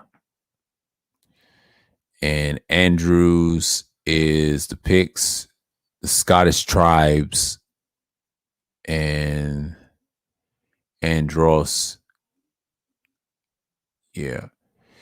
I told you, when I look at the Moors, man, like this is what I talk about on my old stuff. Y'all can see my pre-records and you appreciate it. I'm doing a stream about it, but see, we ended up talking about Etruria for like hours and hours, and then we skimmed through. And 2 hours in, I'm showing you pictures of these. This is the most important part of the stream. So y'all hit the like button or do what you got to do or share it or whatever. But yeah, I'm just giving you valuable information on this. And the Arno, that's what the bat like wings. No, Amo. Yeah, Amo. Okay, the castle. These are coat of arms. Morphian. Siska Verso, Christie. Yeah, he's a Moorish, Christie. And the three-headed more. Oh, I remember this. Oh, this is my favorite right here. This is Big. The proud Norman named Big was developed in England soon after the Norman conquest. The England 1066. It was named for a large part of the strong man, the old man, Norse in origin, and stems from the Old English, Rudy Biggie, spell variations in the names and the common occurrence in the eras. Before English is spelled standardized, A few years in the Middle Ages, in the literate regular change the spellings and the names of the English language, incorporated elements of French, Latin, and other European languages. Many variations of the name Big have been found, including Biggs, Big, Big, Biggie, Biggs, Bigots, Biggs, and others first found in um, Essex, where they have been granted in later King William after the Norman conquest in 1066. Yep. And Dobson and all that. Yeah. I like this coat of arms right here. It's a little unique. 3 heads. Interesting. Unique. The double head twin and all that. Yeah. Here's one right here. Lindsay. Yeah. They all get crushed. Buller. Ag. Like Aggies. Buckworth. Blackmore. And Borthwick. Like Blackamore, Anglo-Saxon named Black came from the first bearer. Yeah, he's a crest and guild. These are guilds, by the way. Marquis Hertford and the Moors. Ive or Ivy. Ivy or Ivy. Yeah. Yeah, you get in the coat of arms. It's a lot of Moorish stuff here. So Black Holy Roman Empire, the Buckley family. Yeah. So you see it right here, the gate.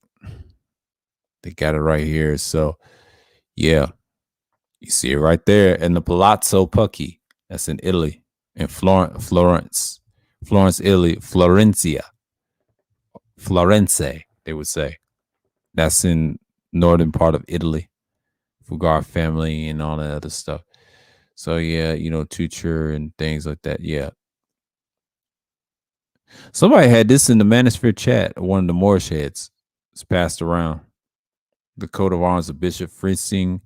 Yeah, you see the black faces, yeah, the crest.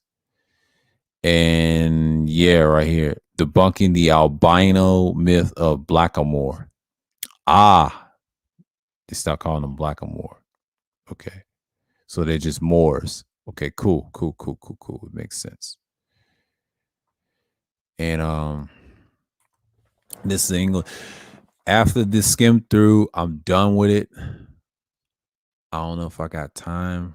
I do got time. Let me see. After I get to the 4th part, I'm gonna skim through some pictures. I'm gonna show y'all. I'm gonna give y'all some links first, but so I can read this for your spare time. But I don't know what I'm gonna do afterwards. So paste, cease and desist. So I've been over 2 hours. Goddamn, did a good job. There are many portraits of the black still existence in Europe. Those are not convinced that the denigrated and lying nature of the albinos and things like that. Yeah, we already know black, all this other stuff. We're gonna get into it.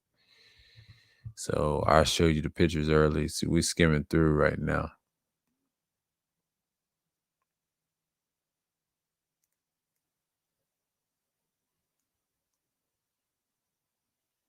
Ain't nothing to see here.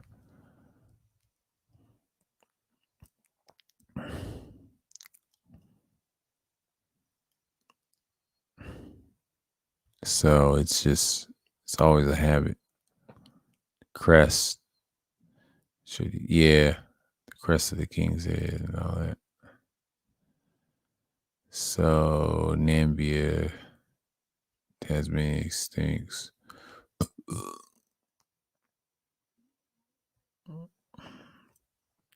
Finally,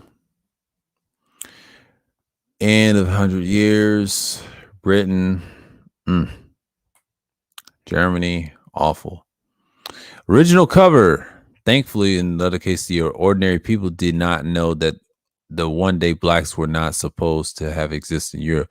So people like Thomas Hobbes, 1588 and 1679, while suffering through the English intergram of Oliver Cromwell, longed for days for his black kings like Charles. And so you read the original cover. Leviathan.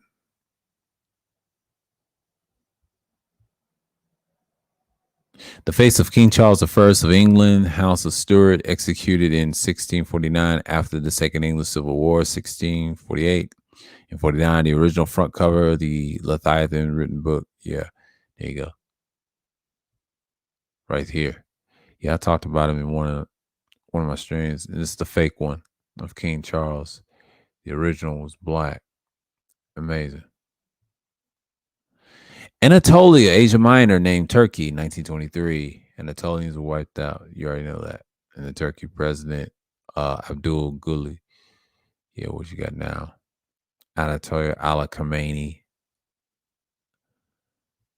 So Elon Persia and all that. Yeah, these the Turks done come in.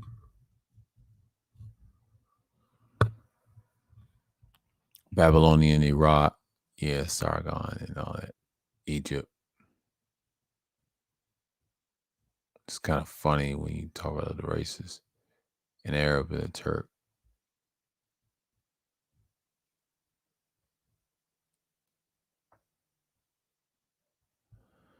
So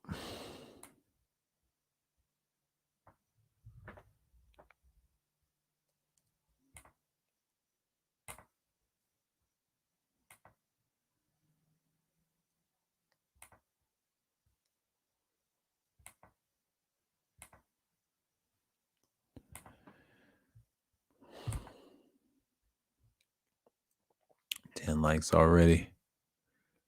So, you know what I'm saying? Like, let's look. They go medieval on this mug.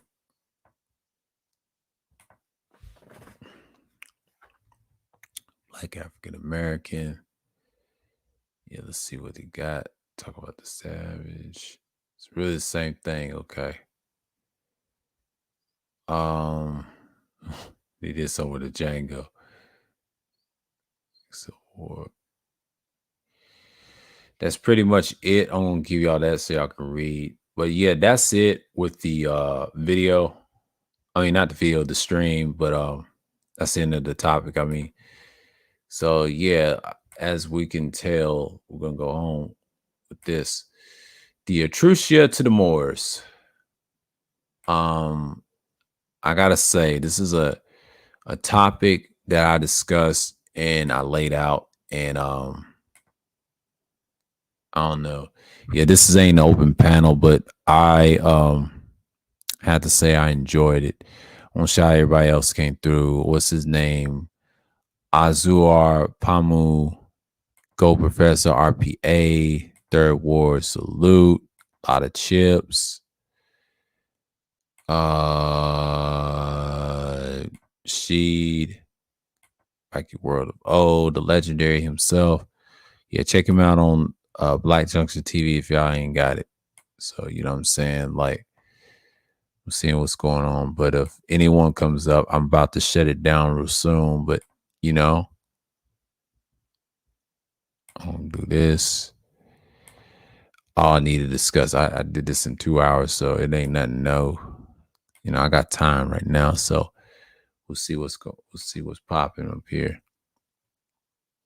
Wake everybody up. Pin this up.